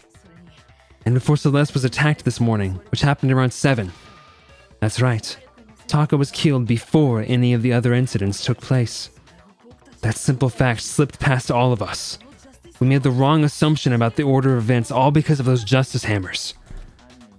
That's exactly why the culprit wrote the numbers on each hammer and had them increase in size. That way, when we saw how they were used in each incident, we'd easily make the wrong assumption. Now, if Taka was killed around 6, then everyone's alibis for his murder go out the window. Because when he was killed, we hadn't met up in the dining hall yet. What I need to not do is I have a tendency in games when my initial thought doesn't work, or like my like couple of initial thoughts where I start to like expand my logic a little bit. I have a tendency to just kind of like try to brute force it. I need to not do that. I need to like sit and think, okay, like what are my other potential options here for things that I could do?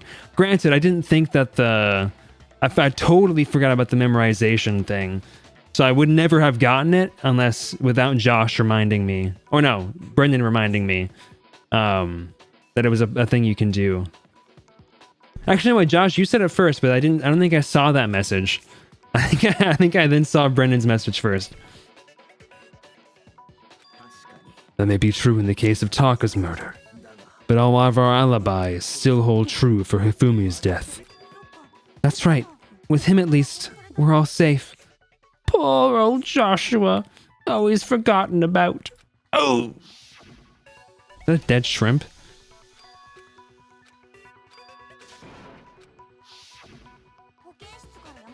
When we heard Hifumi screaming, we were all together, except for Hiro and Kyoko. I'm gonna guess that's Osa from Freddy Fish. I still need to watch those streams, dude. It's so hard to catch up on streams.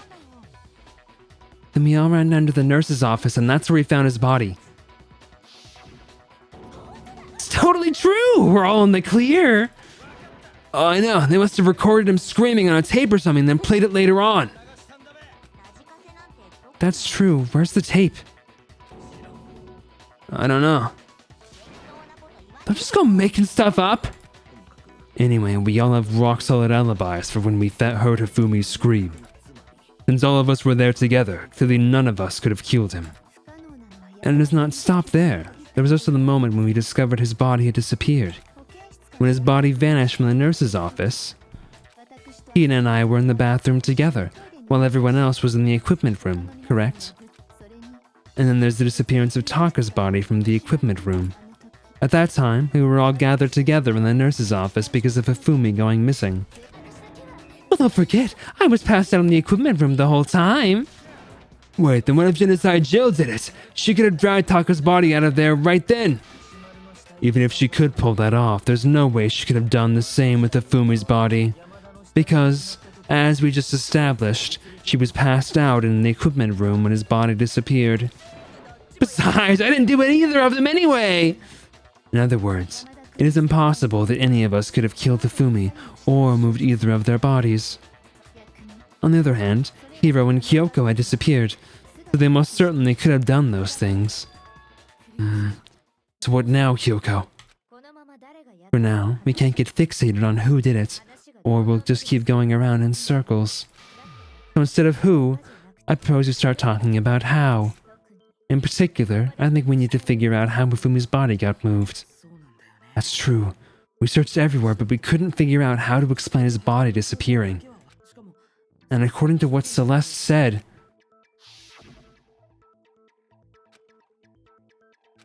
so a minute or two. Yeah, dude, it's hard to keep up with everything, man. His body apparently disappeared in the 1 minute her and Hina took their eyes off of it. Like, I keep up with shows pretty well because Sheepy and I watch a show for like lunch, dinner, and then like one at snack. But trying to keep up with like streams and podcasts and YouTube videos, it's just so much. There's so much media and content out in the world. And like reading, dude, as if, man. Think I got time to read? Nah, dude, even though I want to read. His body apparently disappeared in the 1 minute her and Hina took their eyes off of it. But to carry that much weight from the first floor up to the third, in that short amount of time. Oh man, yeah, there's no way. It'd be impossible. Well, what if I told you there was a way to make the impossible possible? What? How? If the dead body were to move itself... I was right! Huh? The dead body moved on its own? No, the ghost! I don't think it has anything to do with the occult. I think what she's implying is, we thought Hifumi was dead, but perhaps in reality he was still alive. He was alive? Are you saying Hifumi wasn't carried out of the nurse's office but simply walked out on his own? But I mean, we found his body. He was dead. Perhaps he was simply playing dead. It is impossible.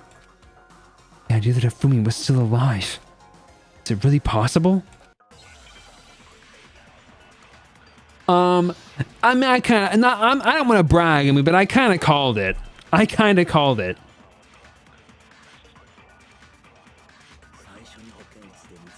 you saying that when we first found Hifumi in the nurse's office, he was actually still alive? No, it is impossible. Hifumi was dead without a doubt. And you know that how? Surely you heard the body discovery announcements along with the rest of us. Hifumi's dead body had already been found, and that is why the announcement was made. Are we really so sure about that? Maybe the announcement was intended to signal someone else's discovery. So, oh, I pressed Z on accident. So my truth bullets are Fumi, broken wristband, equipment room, bloodstain. Shoot, I keep pressing the wrong button, dude.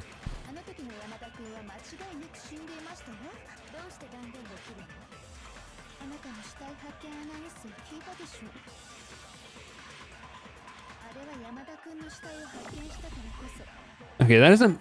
I didn't hit the thing, I hit the freaking thing over top of it.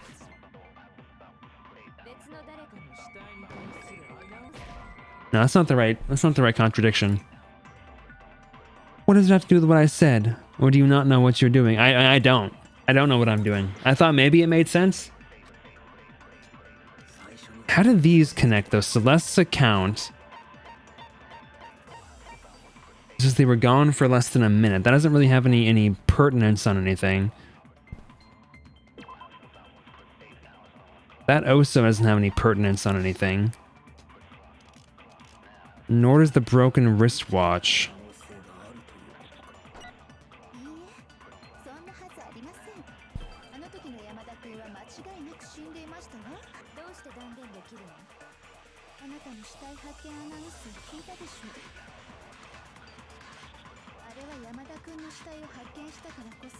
I heard it too.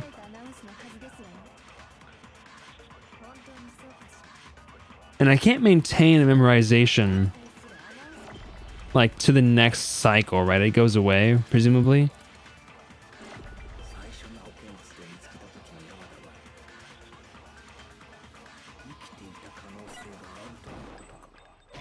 No, okay, gosh dang it, dude. I thought that might be the contradiction too. Maybe you have some idea, but I don't understand it at all. Okay, do you guys see what I'm thinking with these? Like, am I stupid, or do you guys see what I'm thinking with these contradictions at the very least? Like that one was taking what Kyoko said and saying, okay, it might have been somebody else's discovery. But that's not a contradiction to what they say, though. I guess that's the issue. Is I'm thinking like I'm thinking of like not it being a contradiction all the time. I'm thinking of it like, okay, but this builds on the argument. What you're saying there, yes. What you're saying there, yes.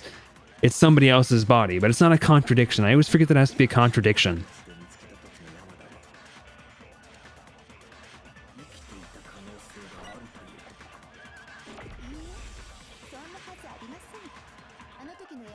And this is also kind of weird because I'm not taking the argument that they're actually saying. I'm like just taking the words that they're saying and using that somewhere else.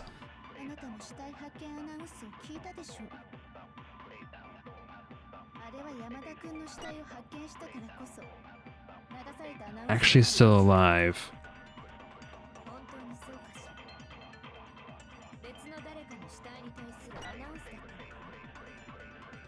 And that's not something that's a contradiction. What's the contradiction?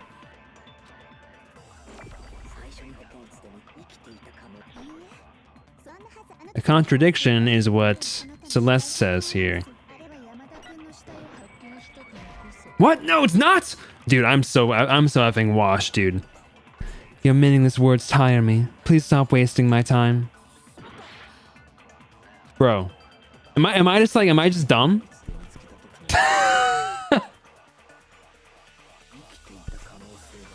-1 hype train. It's gotta be this, right? I gotta record he was actually still alive.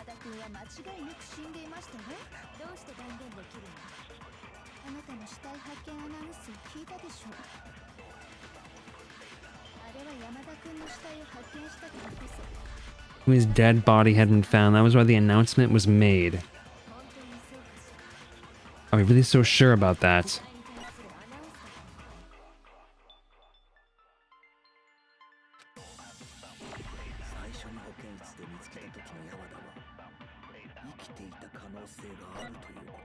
There's a chance he was actually still alive.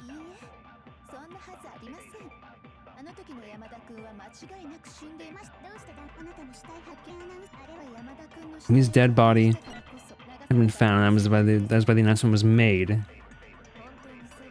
Are they so sure about that? Maybe the announcement was intended to signal someone else's discovery.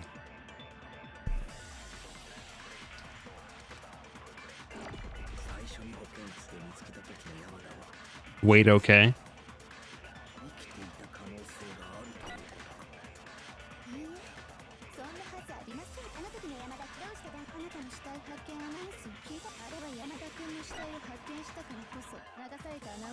Just throwing words right back at her. Like, I'm thinking, is it this? Like, the dead body had been found. But again, it's not a contradiction. It's just building on what she's saying. That's the contradiction, I think. The fact that the announcement was for someone else.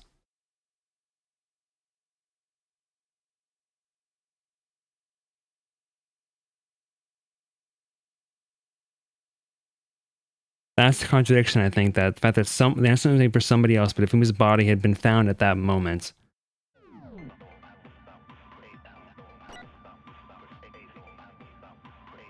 I'm gonna run out of time, dude. See, the other thing that I struggle with is that I know how to argue this logically. Like, I noticed this, and I know how to argue this logically. It was only made one time. But like, I'm trying to find this like specific contradiction in the context of this debate. There's a chance he was actually still alive. You got a brain blast, mother effer, dude.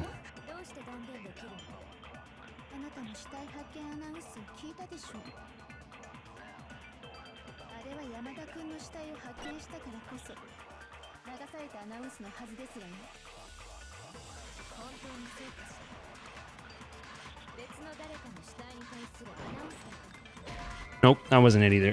Dude, I'm washed, dude. I'm washed, dude. I'm effing brute forcing it, but like I feel like I just don't know what else it could be.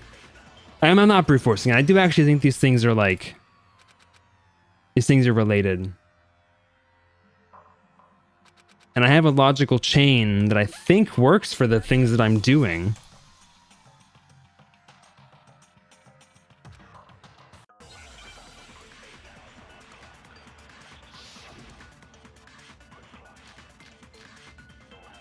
Use Kyoko's on Celeste? I tried that though, didn't I? That was the first thing I tried, wasn't it? I thought that was the most obvious contradiction. Did I not try that?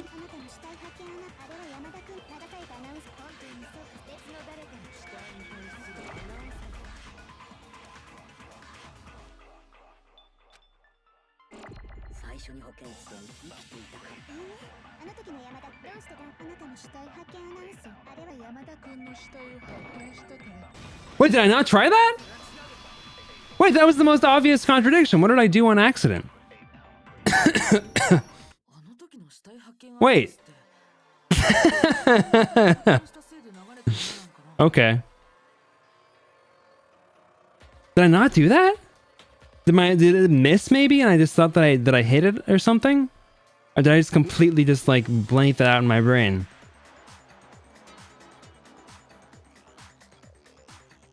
It's so obvious I didn't even try it. Maybe.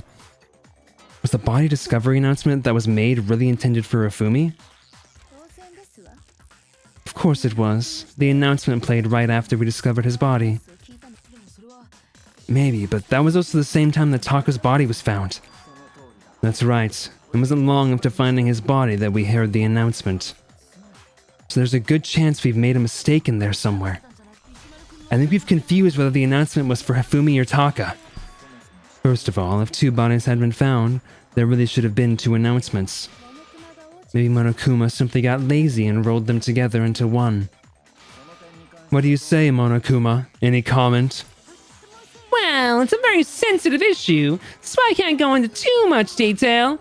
But what I can say about the body discovery announcement is that it's only broadcast when 3 or more people find a dead body for the first time. That didn't answer our question, man. We're asking if you're a lazy bum. No, actually. That was plenty. Huh? He said it's only broadcast when a body is discovered for the first time, which means, even if we find the same body again later, he won't make the announcement again. If that's true, then why was the announcement made again later on? Huh? Later on? Exactly. We heard the body discovery announcement twice. The second body discovery announcement. The first time it played was when we found each body in the nurse's office and the equipment room. And the second time was when both bodies were rediscovered. It wasn't after Hifumi came back to life, right? It was just when both bodies were rediscovered. Which again is suspicious as well, still, because Hifumi came back to life. We heard it a second time in the repository when we rediscovered the two bodies. Unless he actually came back to life. It didn't seem weird at that time, but it contradicts what Monokuma just told us, doesn't it? Exactly. If we were actually rediscovering both bodies, the announcement shouldn't have played. then in reality, when the two dead bodies were rediscovered, one of them was actually being discovered for the first time. So when we found Hifumi the first time in the nurse's office, he wasn't actually dead yet. Meaning he wasn't actually found dead until we came upon him in the repository. And that's just part of it. There's one other thing that leads me to believe he was still alive in the nurse's office. Oh, I know! Because he was super good at playing dead! Bada bing, bada boom! That is the worst logic I've ever heard. But honestly, I do not think there's anything that I can prove he was still alive. Okay then, let's take another look at the events surrounding the discovery of his body. Then it should become clear whether he was really alive or not. This whole thing is pointless. There has to be proof that shows Hifumi was still alive. I have to find it and show it to everyone. Also, my theory right now is that Hifumi was dead when we discovered him, but he took like just enough like anesthetic or something from the nurse's office to knock himself out. Here's one thing I do know. The first time we found Hifumi's body was in the nurse's office. And then, while me and Celeste were in the bathroom, his body disappeared. And the next time we saw his body, it was in the repository. But when you compare his body before being moved and his body after being moved,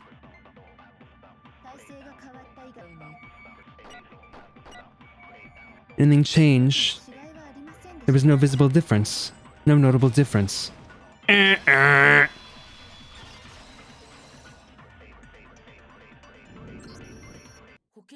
In fact, there was one clear difference between Hifumi in the nurse's office and the repository. His glasses. That fact alone proves that he was only playing dead in the beginning. Perhaps you'd like to fill the rest of us in? Oh! When we found Hifumi in the nurse's office, his glasses were covered with blood. But when we found him again later in the repository, they were spotless. What the? And I found the item he used to wipe them clean in the nurse's office trash can.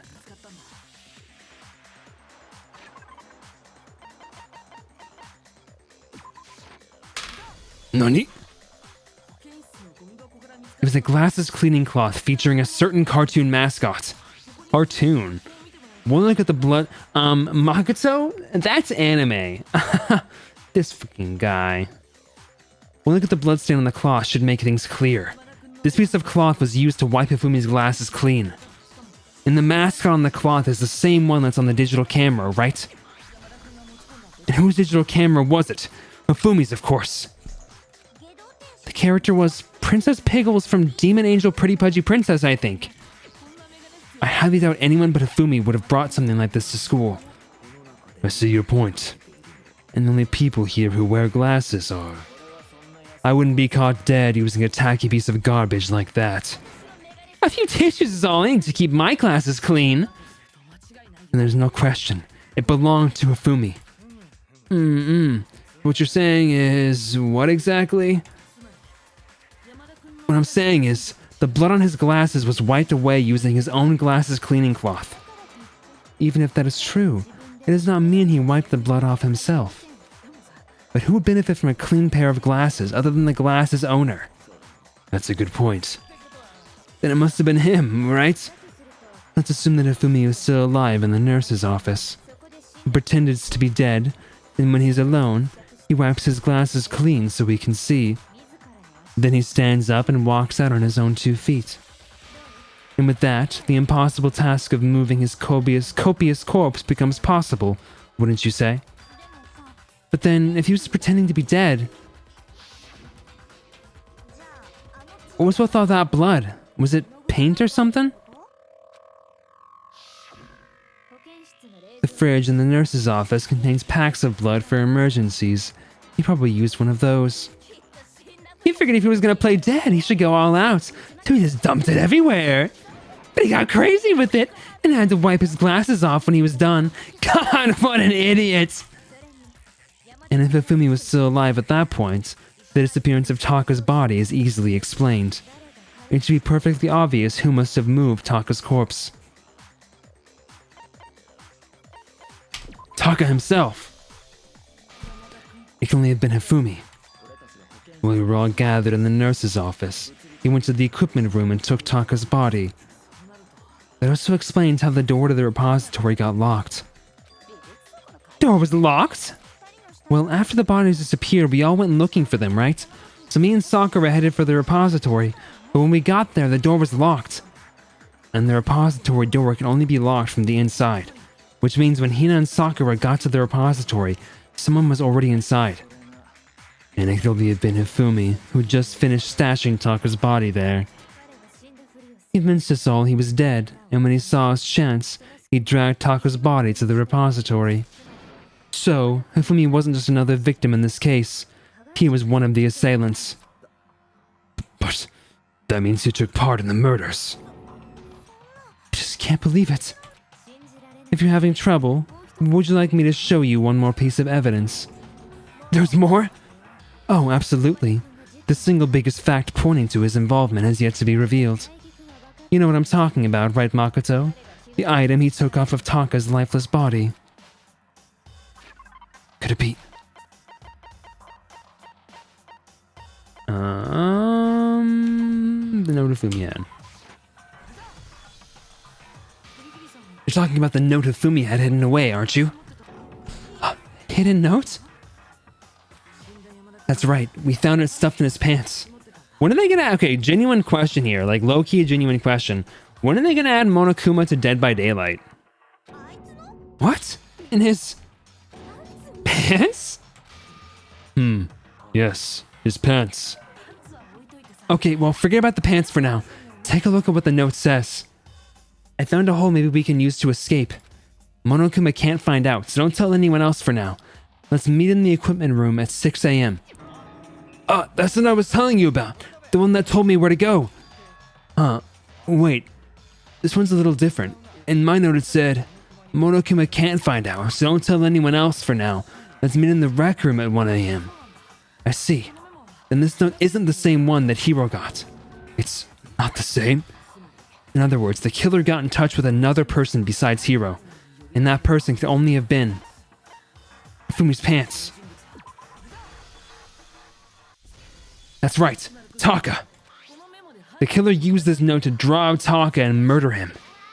Hello, over here! Objection, objection! I don't really understand what's going on, but Hifumi had that letter, right?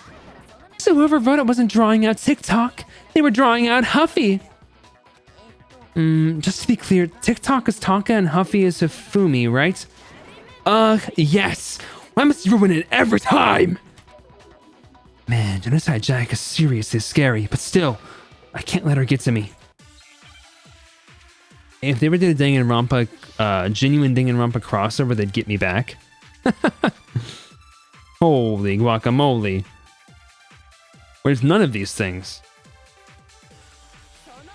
Wait, what? Huffy had the note, right? And the person it was intended for. Must have been Huffy. But remember what the notes... God dang it. What time did it say to meet? 6 a.m., I believe. The time doesn't matter. Okay, I guess this is a good point. That had nothing to do with TikTok.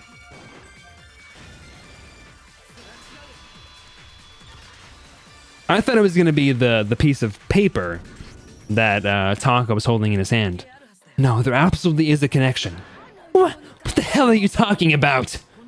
They don't say to meet at 6 a.m., which is the same time Taka was murdered. We've already proven that using his wristwatch. But there's more. Look where the note says to meet. The equipment room, right? Which is where Taka was killed. I see.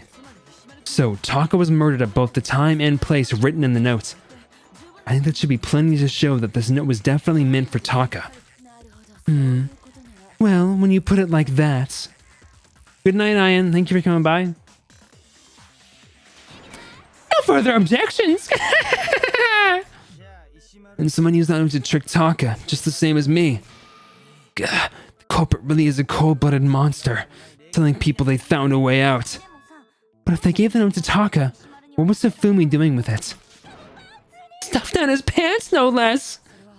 Most likely, Hifumi stole it off Taka's corpse after he died. Huh? He stole it? Where's your proof? Go ahead, show us.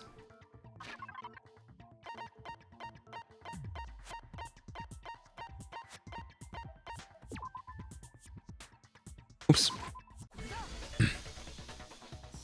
When I searched Taka's body, I saw that his lifeless hand was gripping a small scrap of paper. If I'm right about this, the sheet of paper this piece came from is...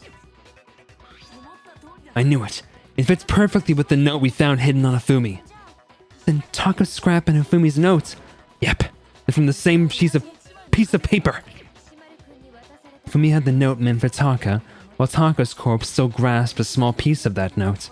There's only one way to explain it. Taka died clutching the note. Hifumi tried to free the note from his death grip, leaving behind only one small scrap. Did I get all that right? That means Hifumi knew the note was important. Exactly. Which proves that he was an accomplice for the murder. Whoa. Yeah, after seeing all this, Hifumi was super involved in this whole thing for sure. In fact, he was behind the whole thing. In fact, he's still alive! Sorry, no. When he found him in the repository, Hifumi was truly and completely dead. The second body discovery announcement proves that. So then, who killed Hifumi? Whoever did is the mastermind, the true killer. He was killed in the repository, so he must have been killed not long after transporting Taka's body. He must have been killed after Taka's body vanished, before we found both bodies in the repository. During that time, we'd all split up and were searching for Taka's missing body. In other words, during that time, none of us have alibis. Wait, but me and Sakura were together. Stop trying into the spotlight, you stupid walrus! Who are you calling a walrus? Anyway, when they were killed, well, there's me too. But there's something that's been bothering me even more. And what might that be? The weapon they used to kill Hifumi. The weapon. Yeah, because I mean, according to the Monokuma file, the way Taka and Hifumi were killed was almost the same, with them having similar fractures and all. But Justice Hammer 3 and 4 were still lying around in the nurse's office and equipment room, right? So if Hifumi was killed in the repository, the culprit would have had to grab one of the hammers, kill Hifumi, then put the hammer back where they found it. But wouldn't that be seriously risky for him? I'm surprised. It seems there's some semblance of a brain knocking around in that skull of yours after all. Wow. Hell yeah, it's packed in there good and tight. He's right though. I don't understand it either. The Monokuma file makes it clear that they were killed using similar instruments. But if the hammers were already lying around those other rooms... The question is, how could the culprit have gotten their hands on either of the hammers? Josh, do you typically like evil or like mean evil characters? I don't really know anything about your favorite characters aside from Gino, and Gino's not mean. Personally, I haven't a clue. So, which hammer was used to attack Celeste? Number 1 or number 2? Those were accounted for in other rooms, too. I don't think either is big enough to kill someone. The most divisive? Okay. Is it not possible they used a different weapon? I don't think it is possible. They are both killed with the same kind of thing, right? So then, what was used to kill Hifumi? The weapon that was actually used to kill Hifumi. It is the hammer that we found in the repository. So, spotless hammer. Now I just gotta find the contradiction. What was used to kill Hifumi? Was it Justice Hammer? Justice Hammer, son. Justice Hammer, yon. Well, whatever it was. There's one thing we have to figure out. How was the culprit able to move around so freely with the weapon? How did nobody witness them carrying it? Sounds like Justice Hammer 5 is about to make an appearance. Check out murdergear.com hammer time for more info. Well, one thing seems pretty clear. The murder weapon just had to be one of the justice hammers. Nope. Wrong.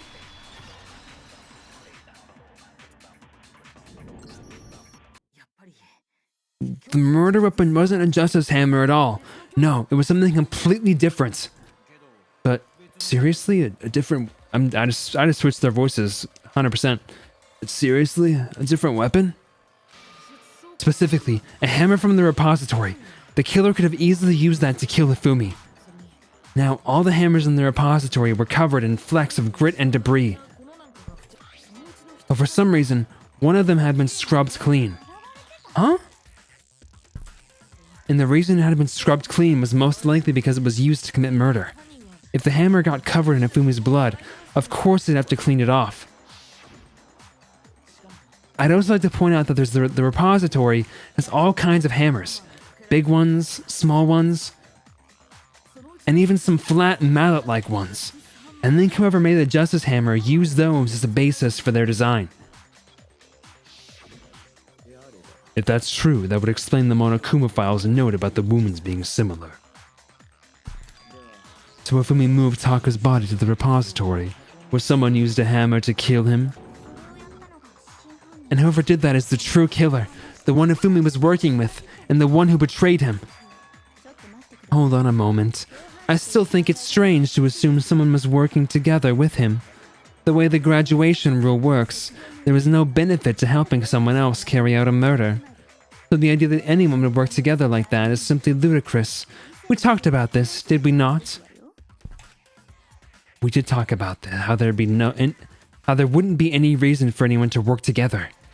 At least, that's what we thought at first, but...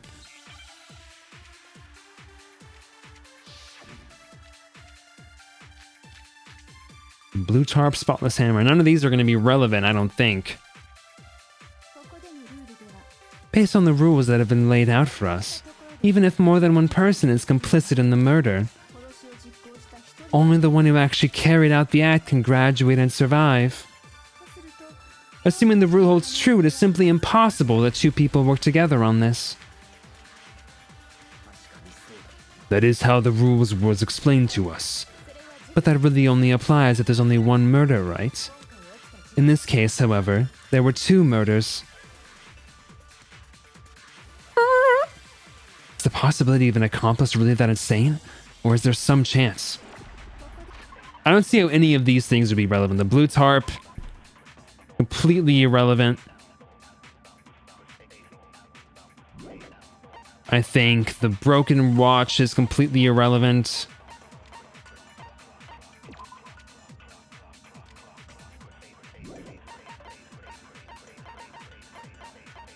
Broken wristwatch.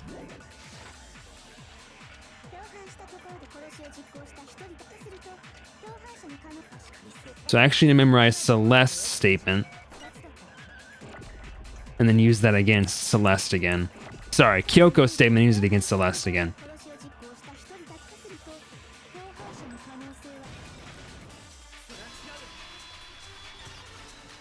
It's gonna be a lot easier if the Blackened's nose got slightly bigger every time they lied. For real, dude, what the heck?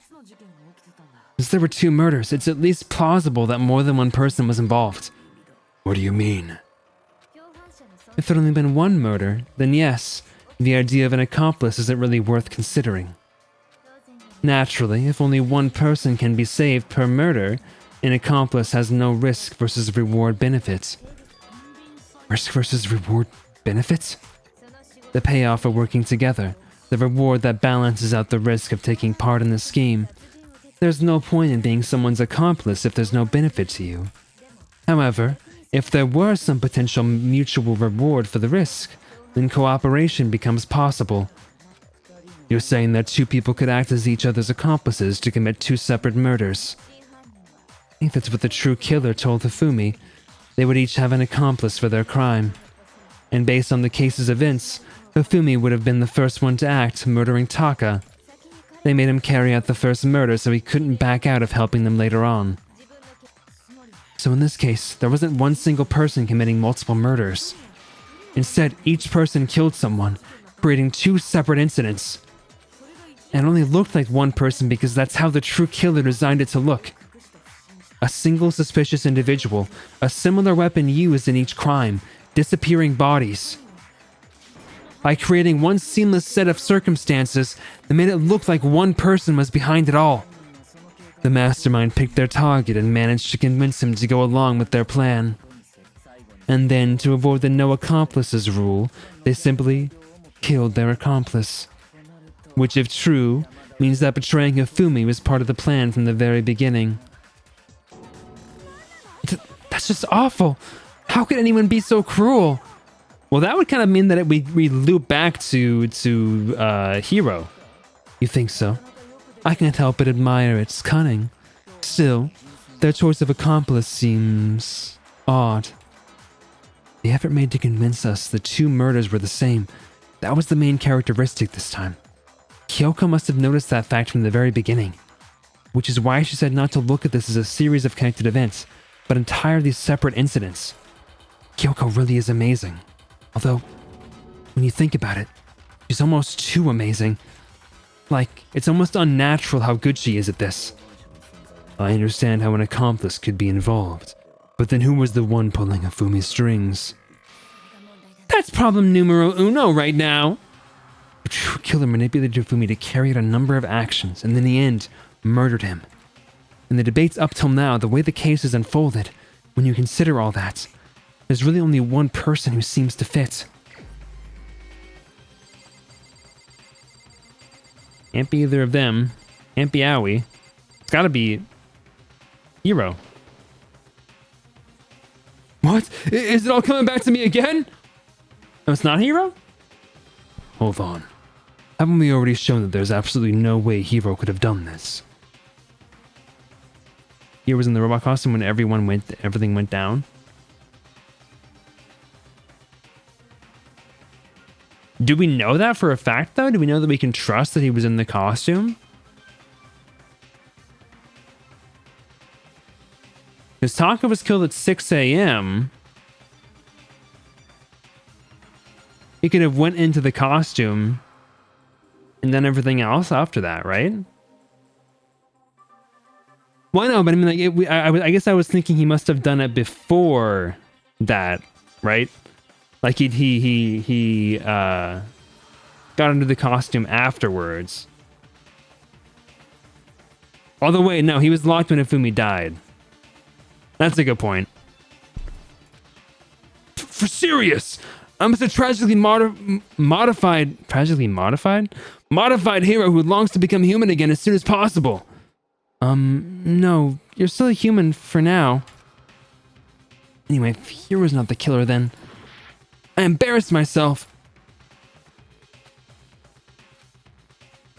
Well, if it's not them, then it's gotta be Byakuya, right? Because Toko was also out of the count.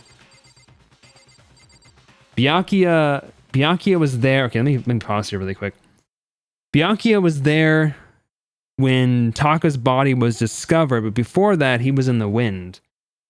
Kyoko was unavailable to kill. Well, she could have killed Hifumi. She could have killed Taka. And then she was also in the wind before that. She was in the wind after that when we went to the second floor.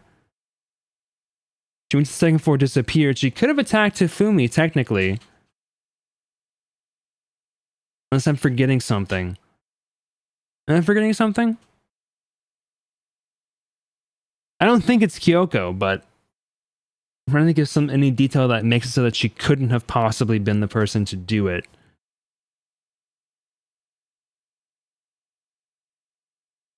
Trying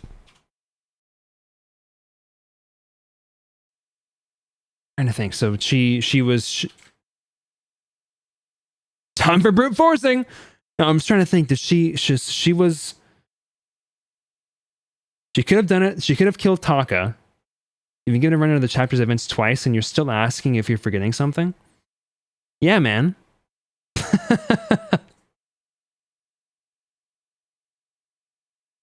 So Taka dies at 6 a.m. And then... So Kyoko could have done it then. Kyoko, Aoi, Sakura, and I meet up at the dining hall. We wait for an hour. Nobody else shows up. We go looking. We find Celeste. We split up to look for the weird guy. No, we split up to find everyone else. We find Celeste up there. Aoi finds Celeste up there. Gets me. We go up there. We realize Kyoko's missing. Then we find Hifumi just after that. And Kyoko was on the second floor. So she could have attacked Hifumi. And then she's gone for that whole time. Finds Hiro. And then we track her again. But she's in the wind until that point. So it could be either Hiro or Byakuya, right? I'm assuming it couldn't be Celeste, right? No, it could be Celeste too, though. She was also in the wind.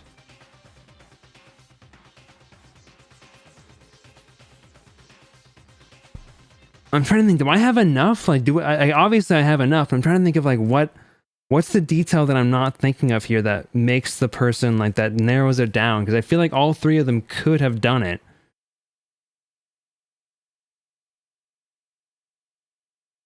Celeste was attacked up there. So Celeste was in the wind before 6, so anybody could have killed Taka. But we knew where Celeste was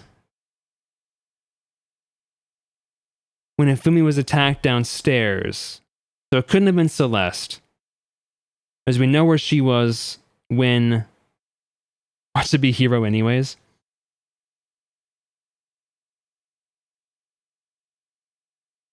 Yeah, sure. Yeah. So I can't look at the notes anymore, which is kind of annoying. I can't look at like the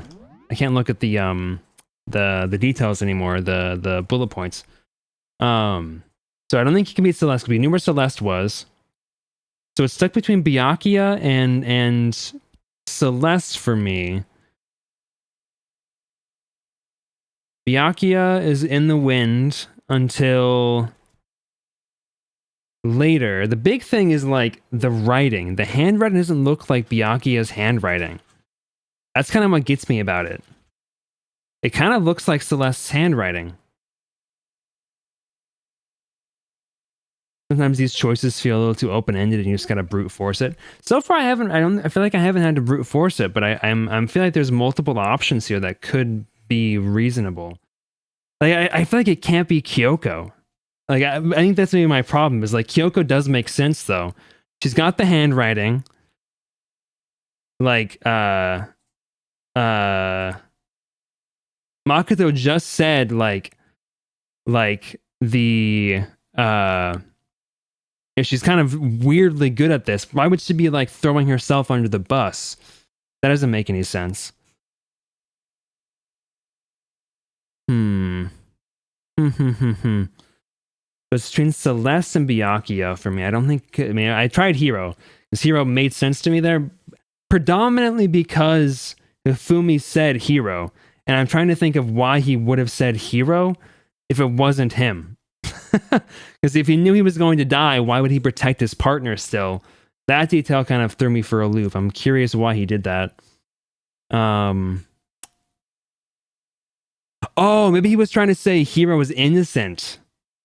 That might have been why he was trying to say it. He might have been like, well, I'm dying, so I may as well not have Hiro die. And I may as well not have everybody else die. If I'm going to be dying anyway, I may as well pass that information on to you. I'm assuming that's what he was trying to say, actually. Okay. So I really wish there was music in the pause menu. This is kind of awkward.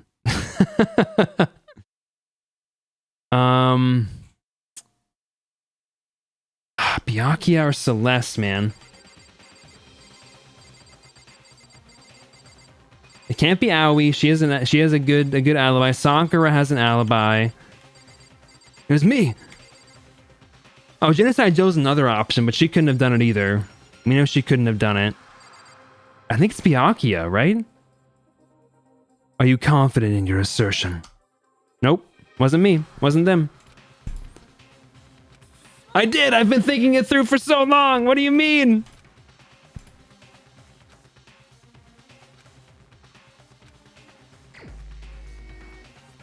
Okay, it's gotta be Celeste then. Okay, it was Celeste. But wasn't there a spot where we knew where she was when this happened? I guess I convinced myself of that. Because we saw her get attacked, or we saw the aftermath of her getting attacked, supposedly, upstairs in the rec room. We take her. No, she's with Aoi. Fumi gets attacked though. So I'm assuming that they attacked themselves to make it look like they were hurt, and that something else was hurting them.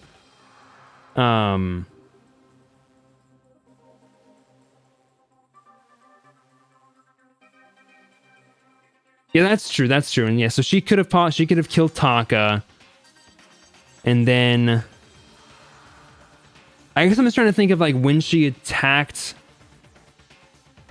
Oh no, okay, that was that. Okay, I guess that was my mistake. I guess I was thinking that he got attacked. I guess I don't know where I got this thing in my brain. For some reason I was thinking of him getting attacked in the nurse's office again, and he just happened to survive. But no, he made himself look like he was attacked a second time to give Celeste the time to move the body upstairs. Yeah, okay, that makes sense. That makes sense. Okay. Okay, so yeah, everyone runs downstairs.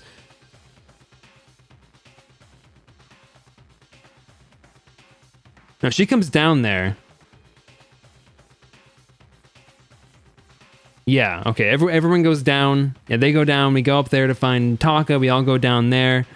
Hifumi's body's missing because Hifumi went up there. That's right. Okay. Yeah. Okay, I get it now. It was Celeste. Ah, so I'm the suspicious individual now, am I? I really do hate this kind of joke. A joke. I wonder. Actually, the handwriting should have been a giveaway. Obviously, it wasn't Byakuya, but I mean, I could see this guy having super, like, frilly handwriting, potentially. So what you are saying, then, is that I specifically chose to work together with Hifumi. The idea that I would choose to spend any amount of time interacting with him, that I would go within 10 feet of that shit for brains, that lazy, worthless, gosh damn idiot! Pardonnez-moi. Just to be clear, there is evidence to support it. Is that so? It is. Throughout the investigation, there was certain behavior that was common only to the two of you.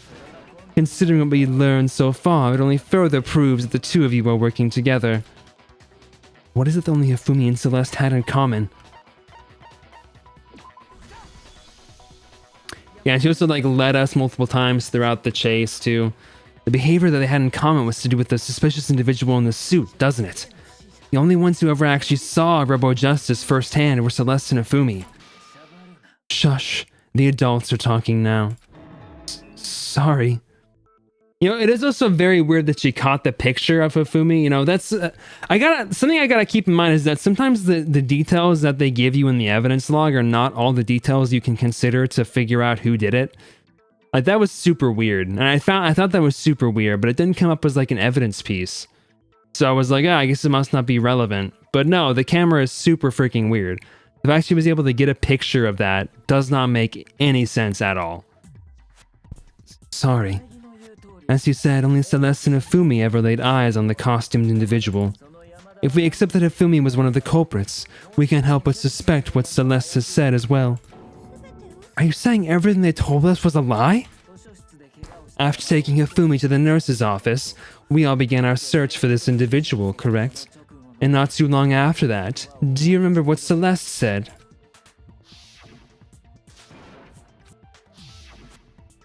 We headed to the second floor specifically because of what she claimed to have seen. Next, to draw us all to the physics lab up on the third floor, she let out a blood-curdling scream. And we'd all come to see what was wrong. What was it she said?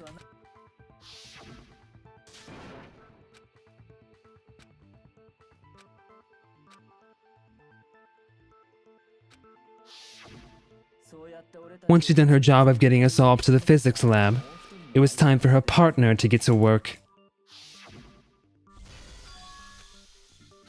My big question is, how do they coordinate this? Like, the timing-wise is pretty intense. It was taking us to divide into 2 groups so that we would discover both bodies at the same time? In fact, Celeste was precisely the one who proposed that we split up.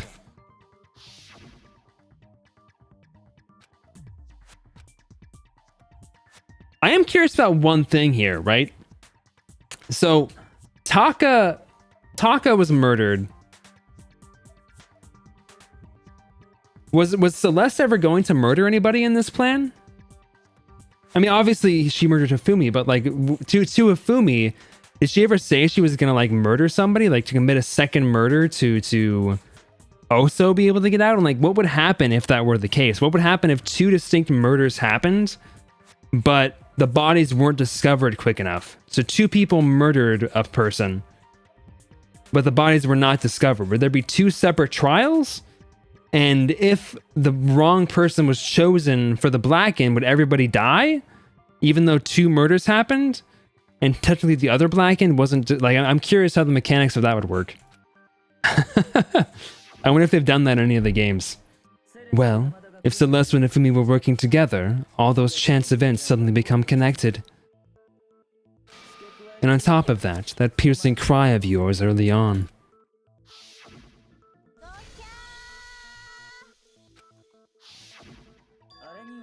That was to signal Hifumi, wasn't it? It was your way of telling him, we're on the 3rd floor. Everything's going according to plan. Okay, I guess that's how they did it. Why else would you have let out a scream that could have carried across the sea? I just realized another strange thing. When we found Hifumi in the nurse's office, who we now know was only pretending to be dead.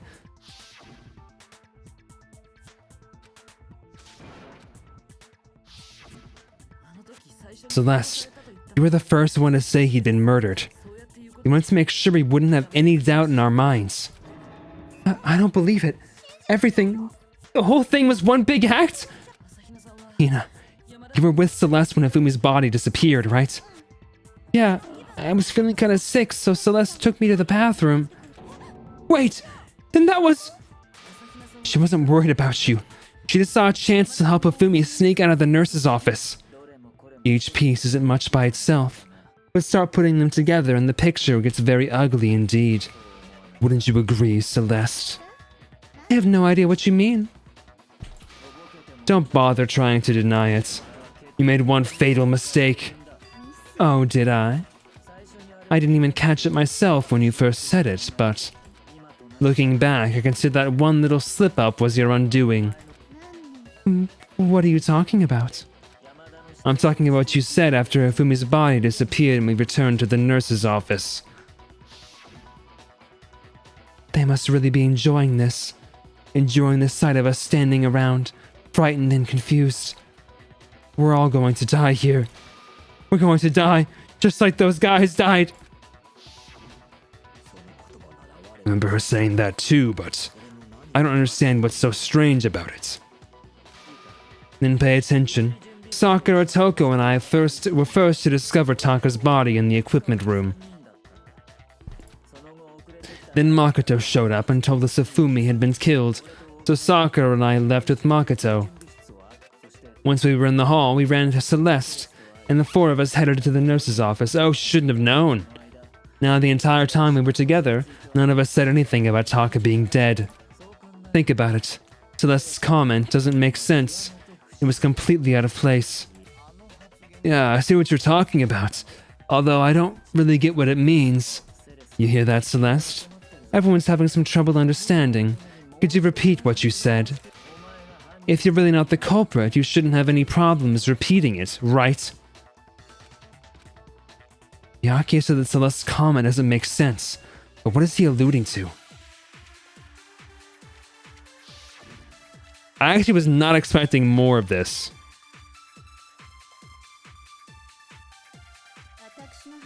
All I said was, they must really be enjoying this. Instead of enjoying the sight of us standing around, frightened and confused. They must be positively elated. We are all going to die here. Just like those guys died. And that is all I said. And that's all it takes to finish this. It's obvious, isn't it? What's so strange about Celeste's comment? Nope, I guess that's not the thing. That's not a contradiction. That's a good point. Not a contradiction. Not a contradiction, Daniel. Not a contradiction, you big dumb dummy, dumb dummy, dumb dumb dumb. Okay, what is the contradiction here, though?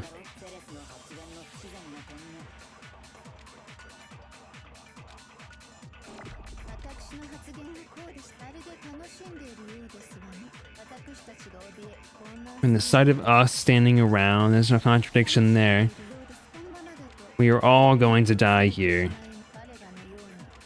Just like those guys died. No! Shit, I meant to grab that. Yeah, what he said is what I need to use to contradict that guy.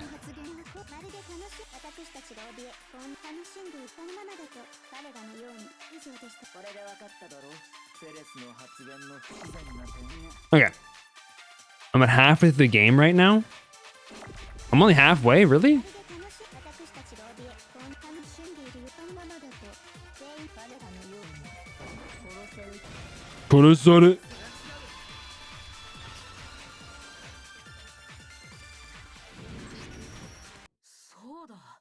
That's right.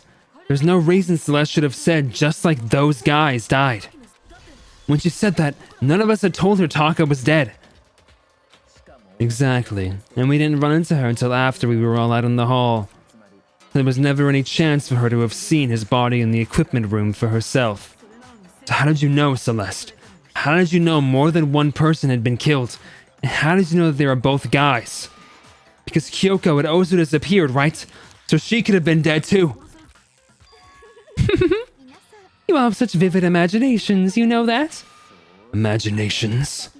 You claimed that I was lying when I told you about the suspicious person I saw. Then what about the picture I took?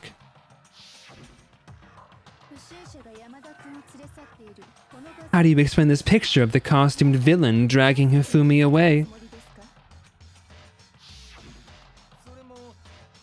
That's some kind of setup, right? So let's put the suit on, and then she used the camera's timer to set the picture. Have you so quickly forgotten? You are the only one who could have possibly fit into that suit. I love this specific pose that she does. Plus, I happen to know this particular camera does not have a timer. In other words, it is an unassailable fact that this is a picture of Hifumi being dragged away. If everything I told you was a lie, how can this picture exist? Simple. Are we sure that's really a picture of the suspect dragging Hifumi away? What could you possibly mean by that? Surely there are other explanations than the one you've offered up. No, there is no other explanation. Other explanations? It wasn't a picture of the suspect dragging Hifumi away. The only other possibility is...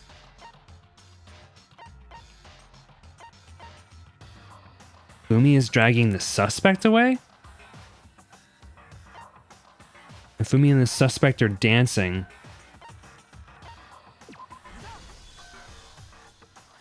It's not a picture of the suspect dragging Hifumi away. I would say it's a picture of Hifumi dragging the suspect away. That's certainly within the realm of possibility. Dude, they're so drunk. They're so drunk. The one being dragged off in that picture isn't Hifumi, but the person in the robot suit. We've simply been led to believe that it's the other way around. And this strange costume might only exist to lead us astray even farther. If you saw someone wearing something like that in this situation, of course you'd notice and be suspicious. That's what happened. You put me to sleep and made me out to be the bad guy in all this. Such a thing is utterly impossible. Hifumi was dragging him away. Ridiculous. Is it? I don't think it's ridiculous at all. How much longer is this, by the way? I'm like overtime right now. Then shut your mouth and allow me to educate you. Celeste thinks she can prove there's no way Ifumi was dragging the suspect away. But is that really possible?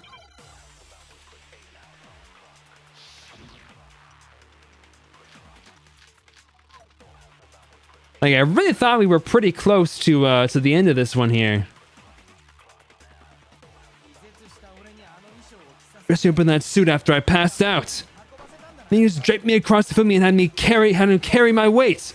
He tried to make me look like a bad guy. Does he got at least 30 minutes left? Like I said, ridiculous. As you can see in the picture, the suspect is standing perfectly upright. If the person inside the suit was unconscious, there's no way they could stand up straight like that. And the fortune-telling idiot is the culprit after all. No way! Okay, now I don't know who I'm supposed to trust. You know, Sheepy always lies. NTS, never trust Sheepy.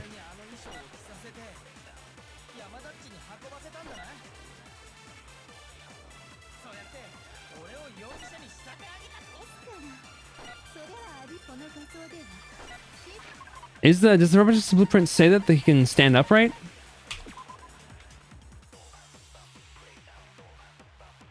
Oh, you never played one? Okay. Maybe I should trust Sheepy on this one then.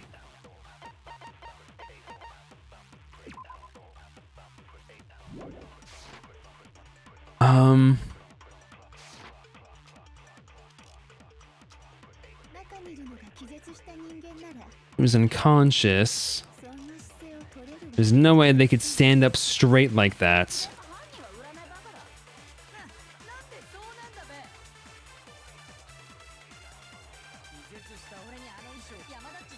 Should me across the Ifumi and carry my weight.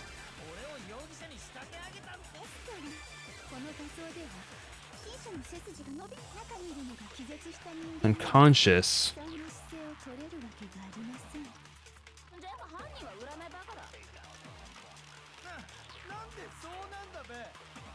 Well, the costume itself, we know the costume itself won't let them bend over. Yeah, so it keeps them fully straight up.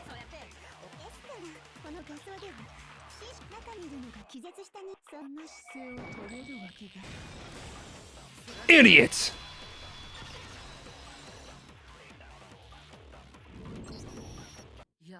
No, even if the person inside the suit were unconscious, they could still stand up like that.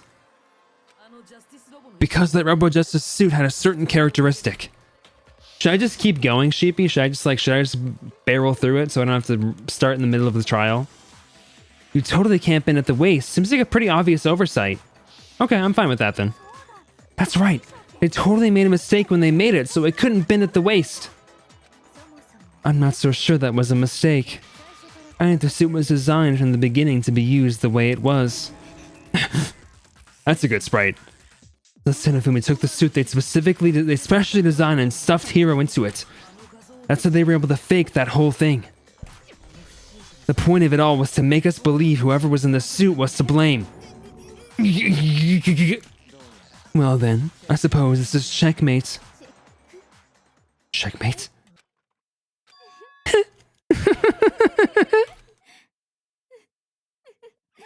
I'll just let her laugh, actually. Her laugh is just fine here. Don't make me laugh, you idiots! What do you mean, checkmate? Celeste? Clearly you want to cram me into your little guilty box. Well, there's one little problem. Have you already forgotten that what Ifumi told us as he lay dying?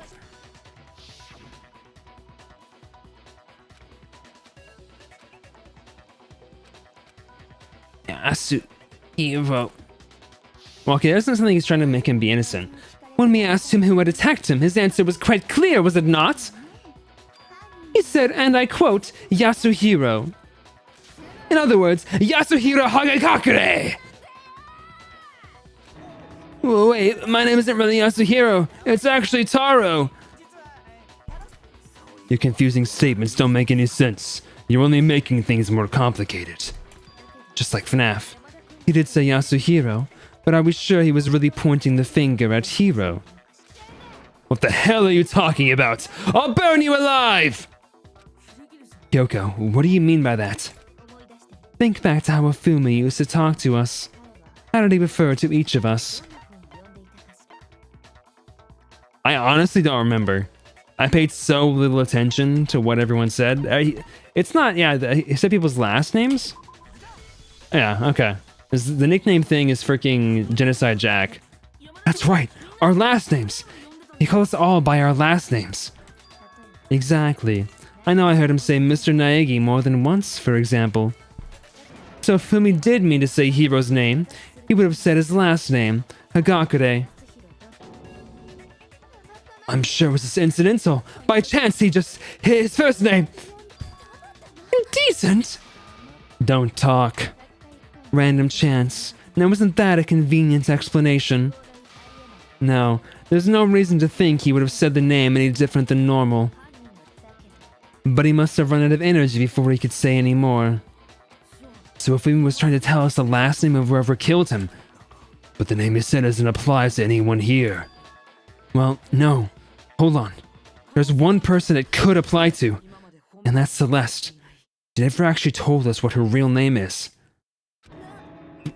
What did you just say? I think you take your false accusations so far. I don't know whether to laugh or spit. Come on! Enough of the idiotic blather. Yasuhiro is a loser's name. Do I look like a loser to you? Well, do I? What? I think I've earned the right to be a little on edge. Okay, then fill us in. What's your real name?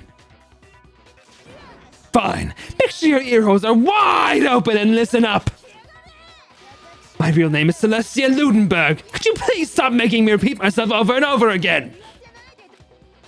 Celeste still won't give up. So then, I have to do something to make her accept it.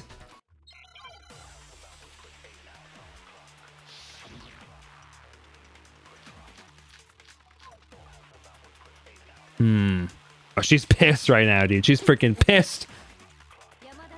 Fumi was trying to tell us something. He wanted us to know the killer's last name, Yasuhiro. There's one person here who might have that last name. I would have to be you, Celeste. You haven't told anyone what your real last name is. How many times do I have to tell you? My name is... Celestia Ludenberg! How long do you plan to go on pretending? I'm not pretending, it's the truth! Since you have no way to contradict me, that's the only truth there is, moron! Is there any way to make her face the truth? E-handbook.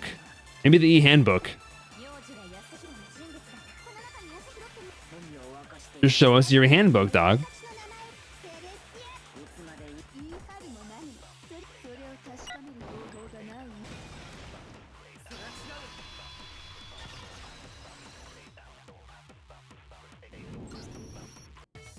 That's it! The handbook! What? Anytime you turn your handbook on, it shows the owner's name when it boots up, right? Monokuma told us all about it before. Let's do a flashback again, because we need to... This show's like effing worse than the show. This game is worse than freaking Naruto with its flashbacks, dude. So all we have to do is check our handbook, and that'll clear up everything. That's how we can find out Celeste's real name. It's an invasion of privacy. I refuse to cooperate. Celeste, can you please just tell us what really happened? Please, just tell us. Even when I'm put in check, it's just my nature not to give up.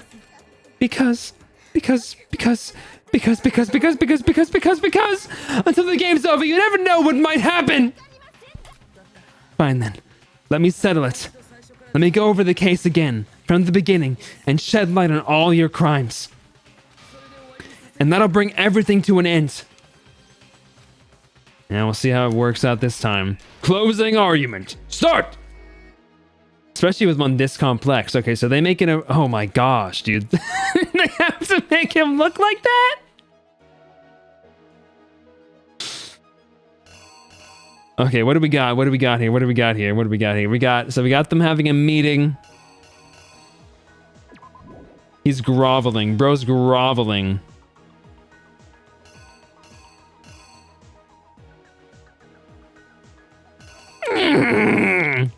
So they would slip the note underneath Yasuhiro's door, right? Is that on here anywhere? And then they...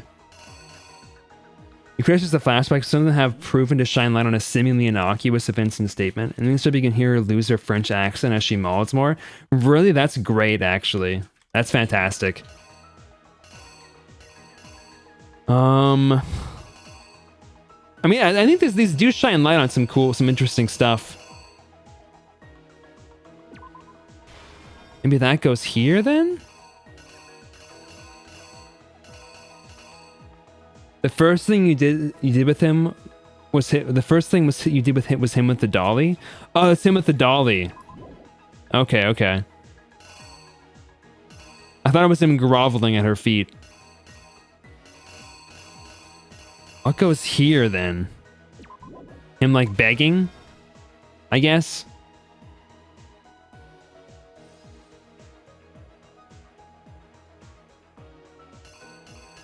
And then what do we do here?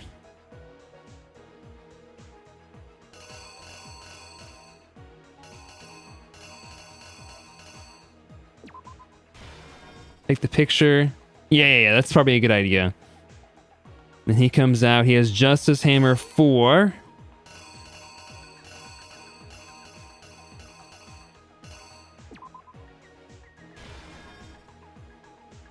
Readies the hammer. Pretty sure about that one. Oh, no. This is actually him checking his watch. That's him checking his watch. No, it's just him checking his watch and confirming that it's... Wait. No, that's wrong. This actually goes over here. This happens at 1. It's just a blank hammer.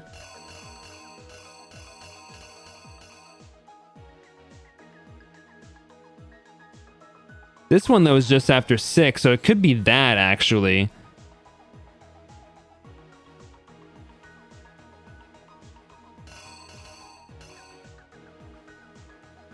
I know it's a watch. Oh, are you agreeing with me? I thought you were like, and that's a watch. Like, yes, I know it's a watch. So he does that, kills him. Then Act 4. Honestly, like 10 minutes is not enough time for this, I feel like. This is kind of stressful.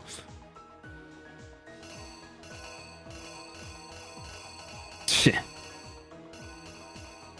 So we come in here, she shows us the picture.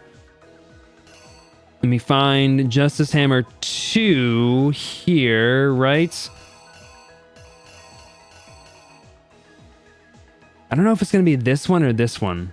Is the thing. But we know it's Justice Hammer 4. I don't know what goes there yet. So he grabs the blood, puts it all over himself, and then pretends to be dead.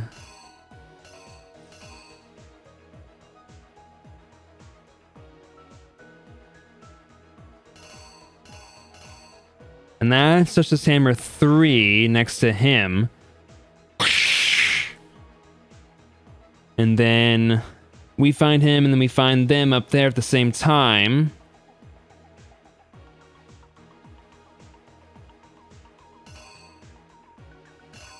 And then Act 3, he runs up there. Puts the body in the tarp. And moves it. Where is it? Where's the stuffing groveling pose? There it is. They really do just make him into a fucking simp throughout this whole time, this whole thing, dude. Brutal. Brutal. So that's not relevant. That's not relevant, I don't think. It's gotta be that, right? That's the blank one.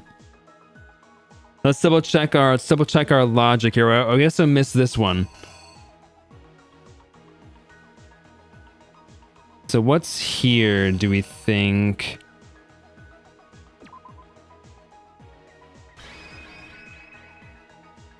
Just the second hammer, you think? So okay, let's do our series of events here. So we got him begging. That makes sense. This happens at 1 a.m. He comes in, strokes his hair a little bit. He gets chloroformed, gets shoved into the box. They take the picture of him getting dragged. I think that's right. Then this happens at 6. He checks the time. Swings, brings up Crushing Hammer 4. Or Justice Hammer 4. Smacks Justice Hammer 4 onto them, leaving the bloody one behind. This one I don't know. I'm not sure about this. Maybe this is actually Byakuya, because we see Byakuya here, right? I'm not sure. There wouldn't be an unbloody Justice Hammer 2, because he was hit by it.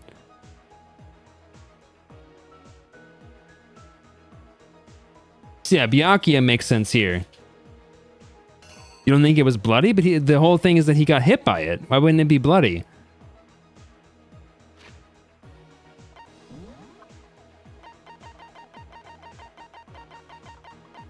I can't look. As I recall, he got hit by the head. The hammers are important to the series of events. Okay. Then hammer 3, we lay that on the ground. Then he moves the body.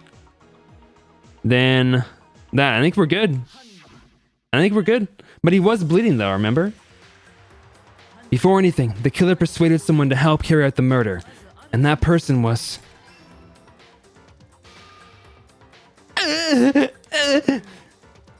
Hifumi.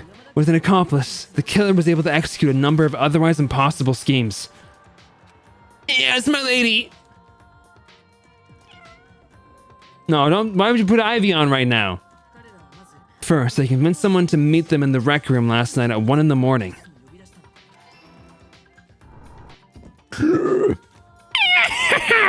You're so evil in that picture. That someone they met with was Hiro. The murderous duo intended to pass Hiro off as the prime suspect, so when they met up with him,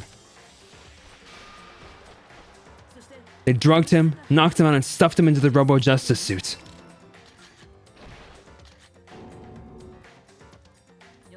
Next, Hifumi positioned himself to make it look like Robo Justice was attacking him, while the killer used a digital camera to take pictures of the assault. They did all this just to create evidence that would put the suspicion on Hiro. When they were done with him, they shoved him, still unconscious, into the pool room locker. And then finally, at 6 a.m., they moved into the murder phase of their plan. They called Taka to the equipment room.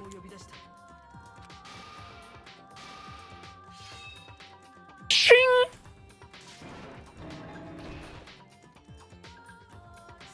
And that's where Hifumi killed him, making it the scene of the first murder. The murder weapon was Justice Hammer 4, which was left there in the equipment room. The reason hammer number 4 was used was to create a confusion about the order of the crimes. So next, they falsified 2 more assault incidents. For these attacks, the killers pretended to be the victims to solidify Robo Justice as the suspect. The first fake incident was the attack in the rec room. There, the killers wanted us to see Justice Hammer 1 and the Robo Justice pictures they'd taken. They wanted to make sure we bought the surprise attack story. The second fake incident was the attack in the library. This time they planted Justice Hammer 2 and an injured Hifumi to tell us that story. With these 2 incidents, the killers were able to create a certain preconception in our minds. The suspect was increasing the size of the hammers and attacking people in order as they did. We fell right into their trap and started looking for the suspect based on that, but... Okay, what? There was blood! They just didn't show it in the picture! What the heck, man? When we did that, we left Hifumi alone in the nurse's office. That was exactly what Hifumi was hoping for. He took a blood packet from the refrigerator and Justice Hammer 3. and turned the room into a crime scene in which he himself had apparently been brutally murdered.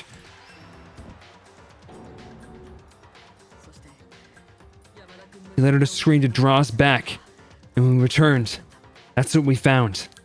He may have just put it back in the fridge. I'm honestly surprised that the fridge wasn't like an evidence point.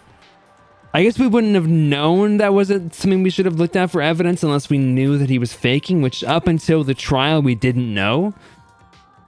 But it did kind of surprise me because it felt like evidence. The blood didn't matter. I feel like, I mean, it didn't ultimately, but it kind of did because it threw me for a loop. Because I was like, there should be blood on this, so like maybe it's Byakuya standing there as the picture.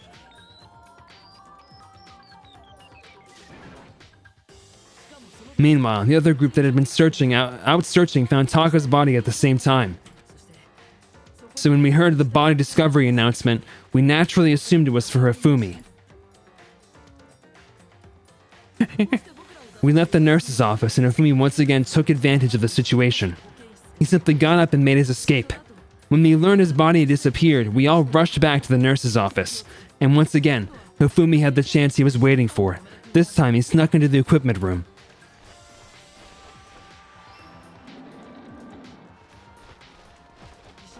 He wrapped Taka's body in a tarp and used the dolly to move it all the way down to the repository. That explains how each of the bodies disappeared. But even Hifumi didn't know what the true killer had in mind for their final act.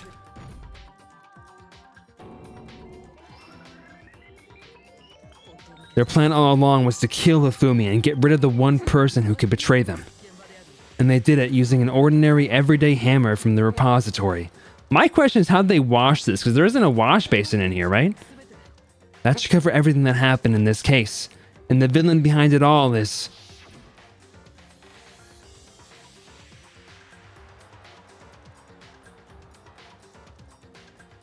Now they kiss.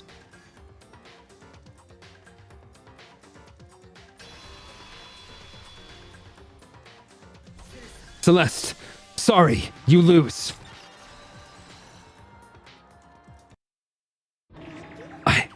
Lost? I lost? When was the last time I was forced to utter such words? They hang heavy around my neck. Then you admit it. You're the killer. Listen to you, trying to take charge. As if you're my private instructor. I, Celestia Ludenberg. Actually, no. Taeko Yusahiro is fine. Taeko? So you finally accepted it. I'm the kind of person, once I've lost, I don't like things to drag on. Interesting. Oh, she just takes it. Okay. I don't want to look at my rank. I don't want to look at my rank. I don't want to look at my rank. I don't want to look at my rank. It's going to be like a C. It was an A! They're pretty generous with the ranks.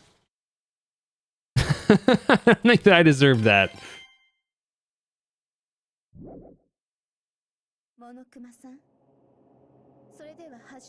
Okay, Monokuma. I'm ready to begin. I mean, I did pretty bad on a couple of the logic pieces there in the middle during the trial.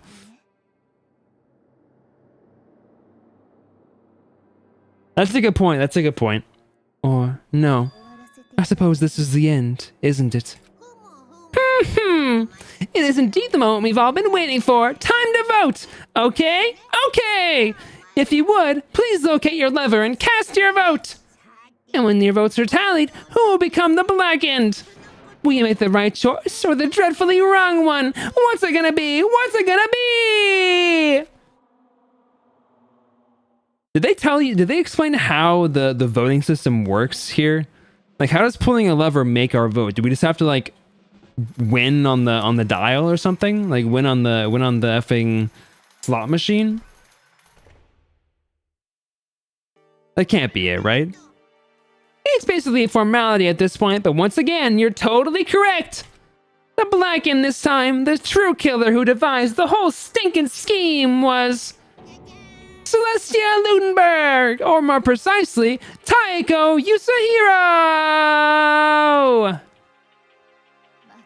I lost. Well, that sucks. I guess trying to work with someone else was a mistake after all. Hifumi's ineptitude was beyond all my calculations. So you really did approach Hifumi with this plan. But how did you get him to agree? I can't imagine he would have happily agreed to commit murder. I'm sure she relied on her specialty, lying. My specialty? Don't make me laugh. I didn't even have to lie to get him to agree. Then did you use... You know. I knew you'd figure it out, Kyoko. You're absolutely right. To get Hifumi to act as my accomplice, I used her.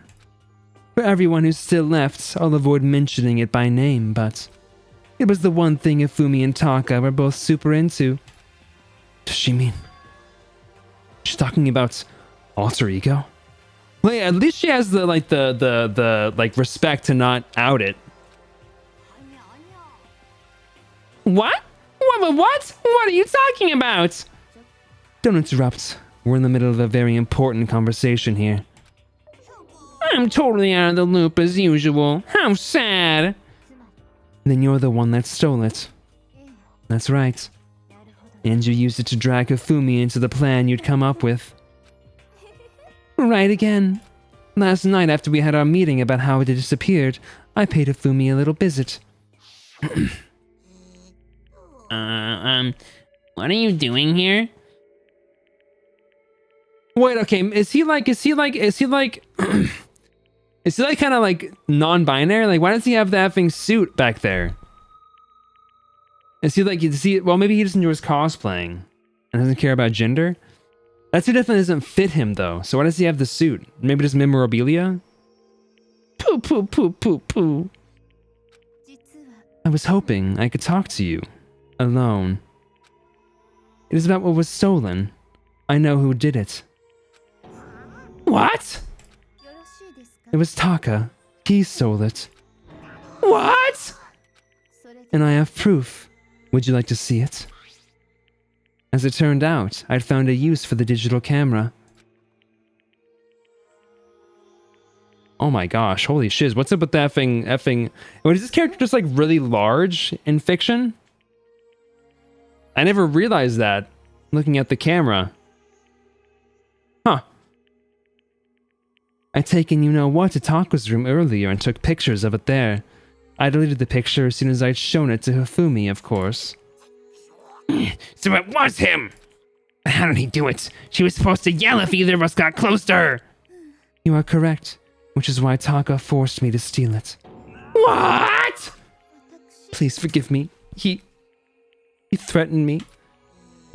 He did? Came to my room last night unannounced, and then... It's hard for me to even say. Oh yeah, super cute chubby piggy angels or something. Pretty pudgy princess. He abused me. What? And he took pictures. He said if I did not do as he asked, he would show them to everyone. Holy shiz, Celeste. So I had no choice. That's a crime! An absolute crime!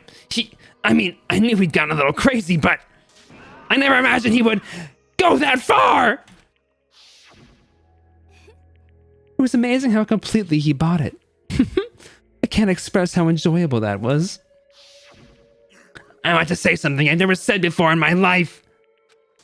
I'm going to kill him! I'm going to fucking kill him! Wait, please. If you go now, you'll be playing right into his hands. Huh? Taka is planning to use her to escape, and he has made you his target. Escape? You don't mean... Taka is going to try to kill you. What? And also he can keep her to himself. That bastard! Bastard, bastard, bastard, bastard! Can we allow him to continue with these barbaric acts? Absolutely not. How could I? I had to save her! Then, would you like to join with me? It just so happens I've come up with a plan. Huh? I have devised a way to reclaim what he has stolen and escape this dreadful school. And with that, it is complete. Huh? What are you talking about? Oh, nothing. Bro. Hifumi agreed with on a second thought. The effect that item had on him was remarkable. The power of love, even a love as twisted as that, can still drive people mad, it would seem. You disgust me. I have another question for you. Was that strange costume Hifumi's creation? Yeah, it was a real pain in the butt, too. All I asked him to do was make something to hide the face and general body size. I had no idea he'd make something like that. But it's my fault for picking him in the first place. So, why'd you decide to make me the suspect? Because you're stupid. That's it? And in that regard, I made that right choice. I'm so glad your stupidity surpassed my every expectation. Life must have been tough on your parents, though. I think I could cry. But when you were explaining your plan to Hifumi, how did you explain the part about him playing dead? What she's asking is, what was Hifumi supposed to do after that, assuming you would actually let him live? That's simple. After he did his part and pretended to be dead, once someone showed up, I told him to say he'd been seriously wounded. He was on the verge of death, but he just barely held on. He really believed that? Well, of course. That wasn't all there was to it. As I explained it to Hifumi, the plan was, while you were all questioning him about what had happened to him, I was going to murder someone else. At that point, Hifumi would have an alibi, so nobody could doubt him. I told him that, and he believed it. It all seems very straightforward, stereotypical. I just matched the lie to the level of the opponent. In fact, Hifumi ate it up. He believed that lie wholeheartedly right up until the moment of his death. So you had planned to kill him all along? But of course! There would have been no point to my plan if the one who pretended to be dead did not end up dead himself. And human life means so little to you! That's a non-issue. I simply did everything in my power to win. Now you sound like Byakuya. No, he derives his pleasure from the thrill of the hunt. In that aspect, we are nothing alike. Then, what made you take things this far? Was it really just for money? Are you talking about the $10 million Monokuma offered us? That is a lot of money, it's true. But that's not all there is to it. From the moment our new life here began, my only thought has been escape. But all along you've been saying how we have to accept living here. Obviously that was a lie. I couldn't take it. I hated it from day one. More than anyone else in here. I wanted to get out. Every day was fresh torture. And you want to know why? Huh? Because I had a dream. And accepting a life here would have meant nothing less than giving up on my dream forever. And there was no way that I could ever do that. In the underground world of gambling, I risked my life to make a metaphorical killing. And it was all for that dream. And what was this dream of yours? To live in a European castle. A castle? Bruh. And to gather handsome men from all over the world to serve as my butlers/bodyguards. I was going to make them dress up like vampires and satisfy my every need. Bro. Once I obtained that, I would have created a perfectly aesthetic world of decadence. Living the rest of my life, there was only my dream. Living the rest of my life, there was my only dream, my only goal. That's what my life is all about! Combined with my own winnings, Monokuma's $10 million would have made that dream a reality. I got right to the edge, but unfortunately, my dream has been scattered to the wind.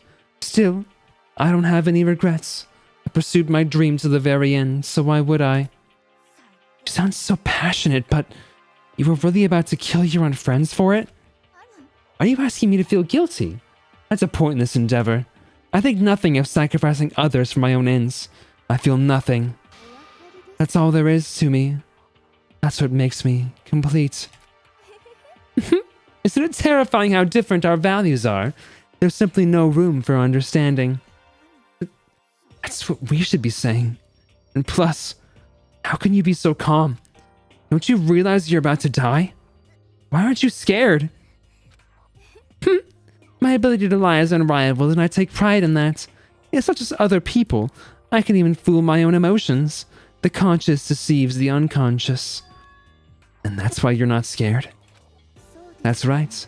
I don't fear death. Kill me however you like. But you know, if I could be reincarnated, if I had a choice, then I think I would like to come back as Marie Antoinette. You just get executed again.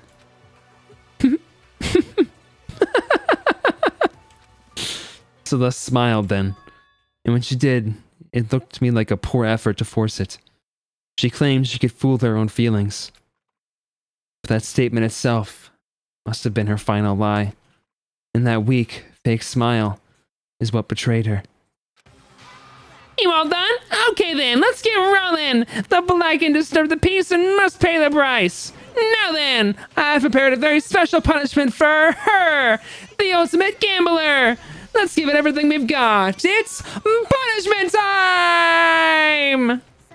I guess let Kyoko hold on to this. Will it really give you the hope you're looking for? I can't say I ever saw it that way. Which is why, actually, it's not important. Well then, take care everyone. Perhaps we'll meet again in another life. That's a little bit sad. Freak. Celeste has been found guilty. Time for the punishment. I want to guess what they're gonna do. They're gonna do like Russian roulette with her or something.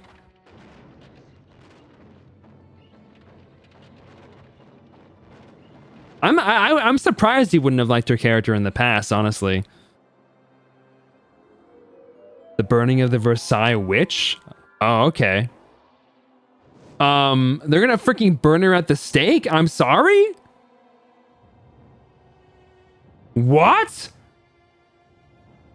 Okay, this is for sure the most effed up death so far. Holy shiz, dude.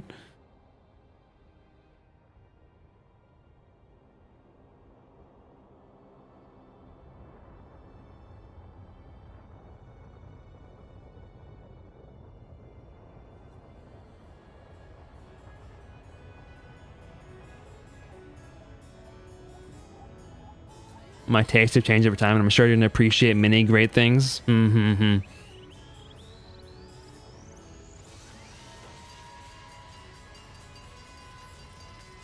Eh? Oh, okay, never mind. This isn't quite as brutal as I thought it was gonna be. I suppose that wouldn't be that wacky if that was what happened. Bruh.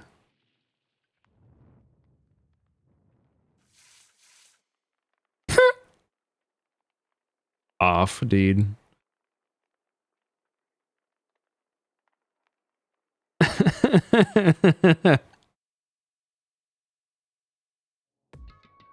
It's over. The third execution is over. Celeste's death is over. Celeste killed my friends, so I can't pity her, but... I mean, friend, I like Taka. I also can't deny that at one point, I considered her a friend too. And for him to just come along and... Isn't it just awful? Someone couldn't cut free of the regrets from the outside world, and so more people had to die. How much you had left, and for some reason they didn't include the actual execution in the video? Huh. You guys are still young. You need to place more value on your lives. Jeez, here I thought you guys were gonna pass the torch of hope on to the next generation. What do I care about hope? I'll throw it in the trash if you just let me out of here. You're all the embodiment of hope, whether you like it or not, and it's my destiny to knock you down one by one. It's sad, yes it is, but that reality just can't be avoided. Don't talk like you're not responsible. How long are you gonna make us keep going through this? What do you want from us? God, I'm so sick of you people asking me that. Give it a rest already. So anyway, Kyoko, did I see you get some kind of key type object from Celeste? So, what's the deal with that? Huh? What's the matter? I'll answer your question if you answer mine. What did you do? What did you do to me? What? Answer me. What did you do to my body? Oh man, oh jeez, oh man, oh jeez, oh what do you mean? What did I do? I have no idea. I don't know anything about it. What was that just now? The mastermind did something to Kyoko's body? What does that mean? Okay, things are getting kind of awkward. I think it's about time I got out of here. Meanwhile, you guys can go out and enjoying your school life. If you get lonely, give me a shout. Not that I'll do anything about it, of course. See ya! Nani? Monokuma disappeared, leaving us all depressed and in despair. Although, it wasn't all despair. There was one small hope. Hey, Kyoko, Monokuma already mentioned it, but what's that key that Celeste gave you? Most likely, it's the key to one of the dressing room lockers. What? And that means Celeste probably hid it in there. I suppose sometimes it's easiest to miss what's right beneath your nose. Well then, we'd better go check. Good idea. We left the courtroom and rushed to the dressing room. As we approached the dressing room, Kyoko looked back at us and said, I'm going to go on alone from here. Everyone else head to the dining hall. I'll check in with you later. Why exactly are you going alone? Do you even have to ask? As she spoke, she glanced quickly at the surveillance camera. That's not what I mean. Why you? There's still the risk of a spy, you know. Then I'll go too. You? Please, let me go. Standing here arguing is just going to draw more attention to us. Do whatever you want. Thank you, Byakuya. Then it's up to you now. I'm gonna go to the dining hall, okay? Huh? So, Makoto and Kyoko are gonna go together? Does that mean what I think it means? Good luck, Makoto. Girls like her are total pushovers when you show a little backbone. I tried to forget what Hina said. Everyone headed to the dining hall, leaving me and Kyoko there alone. Well, shall we? Yeah. We need to get into that locker. Okay. Good morning. It's been a while, hasn't it? It's safe. Thank goodness. I never heard Kyoko sound so relieved. It was like she was speaking from the bottom of her heart. I did just what Celeste asked. I didn't say a word. I stayed quiet the entire time. Oh, and I think I might be able to open the last set of files soon. Maybe as early as tomorrow. I'm doing my best, so please wait just a little while longer. So, now we can officially say the case is closed. As far as this incident is concerned, sure, but... Can we take a second? Since we have this opportunity, I want you to be honest with me. Kyoko, please tell me, what are you trying to do all on your own here at the school? Is that why you wanted to come here with me? Regardless, that's not something you need to know right now. I don't need to know. That just makes me even more worried. Worried? Like what happened during the investigation this time. You disappeared and we didn't see you again. Without warning, without explanation. When you do that, it's only natural that they think I'm the mastermind spy, right? And you too. No! I believe in you. You believe in me. Isn't it obvious? People believe in their friends, right? That's why I want you to tell me. And I want you to believe in me too. Because we're friends. I understand. Then maybe I can believe in you. Just a little bit more. Then, fine, I'll tell you.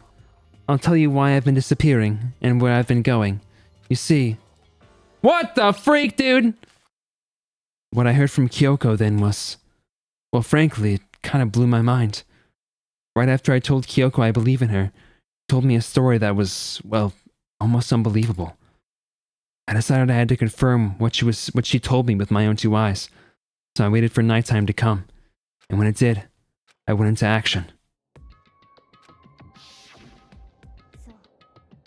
boys' bathroom on the second floor doesn't have a surveillance camera or a monitor in it. And in the storage closet there, way in the back.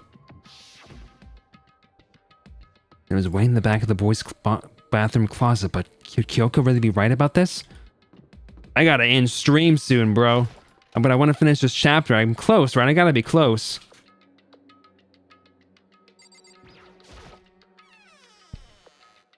Just a normal storage closet as far as I can tell. The secret Kyoko told me about. Could it really be hidden here? A secret passage? She said it was way in the back of the storage closet, but I mean, seriously?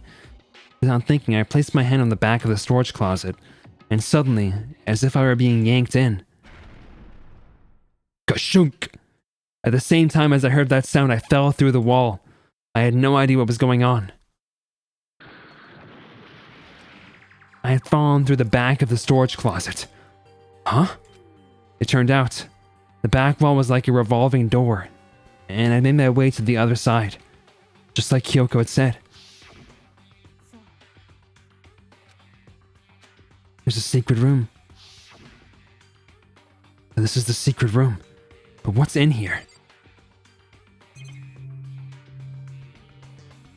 Some files and stuff. Looks like. Just a normal desk with normal drawers. There's a bunch of files and what looks like volume after volume of yearbooks. They're all covered in dust. And looking at everything, one file at the edge of the bookshelf caught my eye. Oaks Peak Academy student registry? Box of tissues? Kyoko in here to jerk it? This is the only thing in here not covered in dust. Has someone been looking at it recently? I slipped the file into my hands, but before I had a chance to take a look at it, a slip of paper fell out of the file and I turned my attention to it. What's this? You must not leave. That's kind of weird.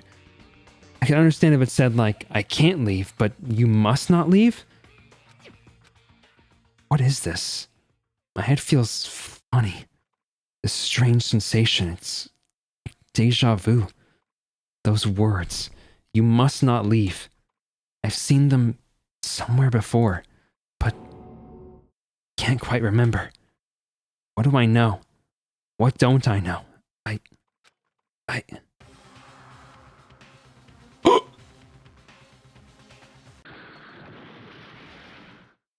A strange sound rang out through my head. It felt like I was shaking my brain back and forth. And then, darkness. Nani? I don't understand what's happening. I don't know what started it. It's all over. And with that, I opened my eyes. I didn't know how long it had been. That scared you so bad as a kid? Ow. Apparently something hit me and I lost consciousness. That's all I understood. The dull, throbbing pain in my head proved that much, at least.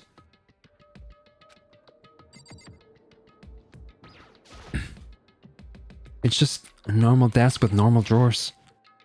An empty bookshelf. Huh? Empty. Gone. It's all gone. The yearbooks, the student registry, and even the note that had fallen on the floor. It's all gone? What does this mean? But my brain refused to do any more work. The insistent pain in my head began to spread across the rest of my body. Now, I should go back to my room. Some rest. You idiot, Makoto. You got all the books stolen. My body was heavy with pain. My mind heavy with thought. I dragged myself back toward my room. Somehow, I made it back to the first floor of the school. The further I walked, the more I felt things were getting blurry. See, in front of me. I couldn't stop myself from collapsing right there. And after that, as if from a vast distance, I heard a sound. It was faint, but undeniable. The sound was coming from the gym. As I desperately hauled my shaky frame toward the gym, the sound got stronger and stronger. What's going on? Can't be nothing. You're in the gym? Stuff's happening, dude. Stuff is happening. I didn't make a sound as I opened the door to the gym. The sounds coming from inside, meanwhile, only intensified that much more.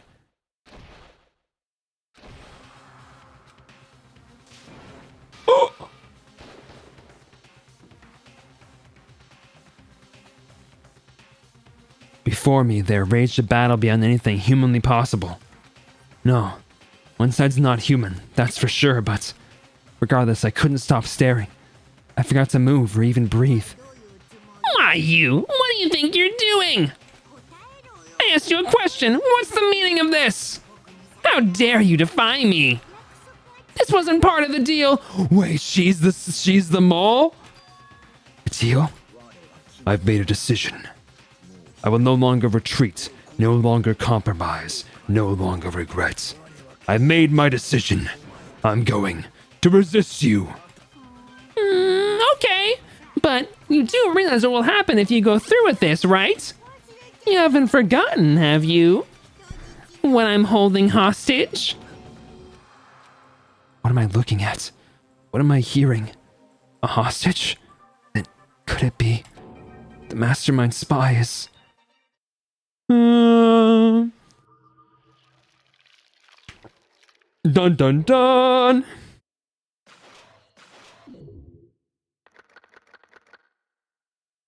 Seven students remaining, huh? Sheesh. Honestly, streaming until 11 is not that bad. But I feel like Sheepy only let me do it because they wanted me to play Danganronpa. So if I was playing him, they didn't like. They wouldn't let me stream that late.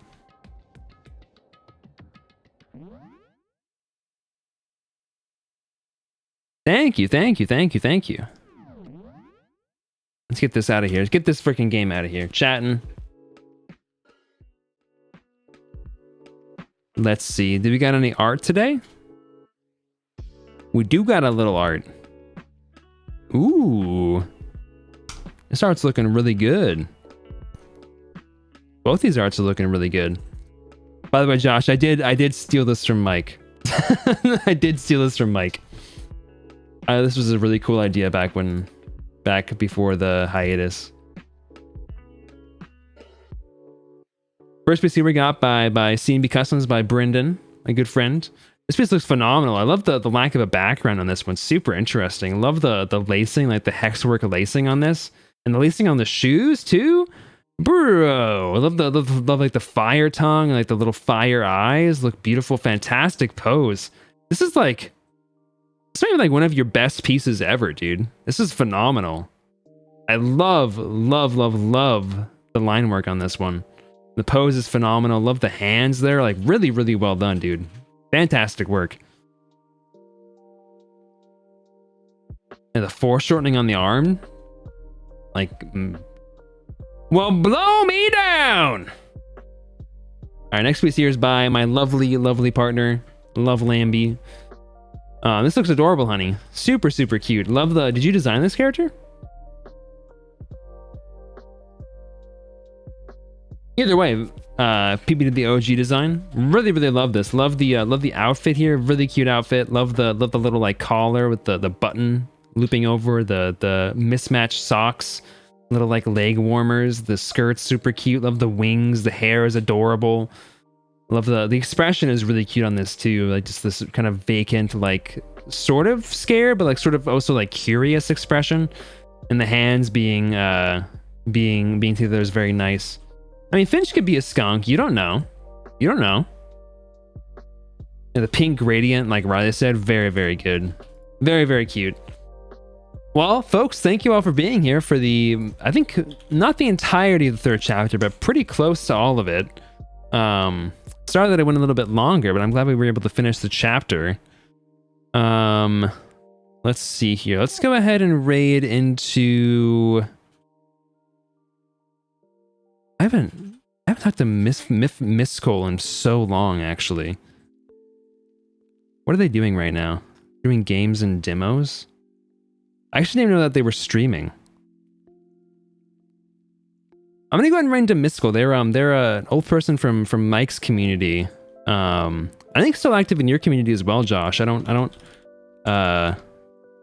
Despite being a mod on the server, I don't keep up with it as much as I should probably. Let's go ahead and bring to I don't know how to pronounce their name actually. Mifcol? M5col? Miscol? Have not watched their stuff before, so they could, I don't know, could be terrible for all I know. But they're doing some games and demos right now. They got a cute VTuber. So let's go ahead and raid them, folks. Show them some love. Thank you all for hanging out. Thank you for being here. I will catch you all again tomorrow for some more Hello Charlotte and probably a different game as well. Maybe gonna start Watanohara? Question mark. But yeah, thank you for being here, folks. Thank you for hanging out. I will see you tomorrow. Goodbye.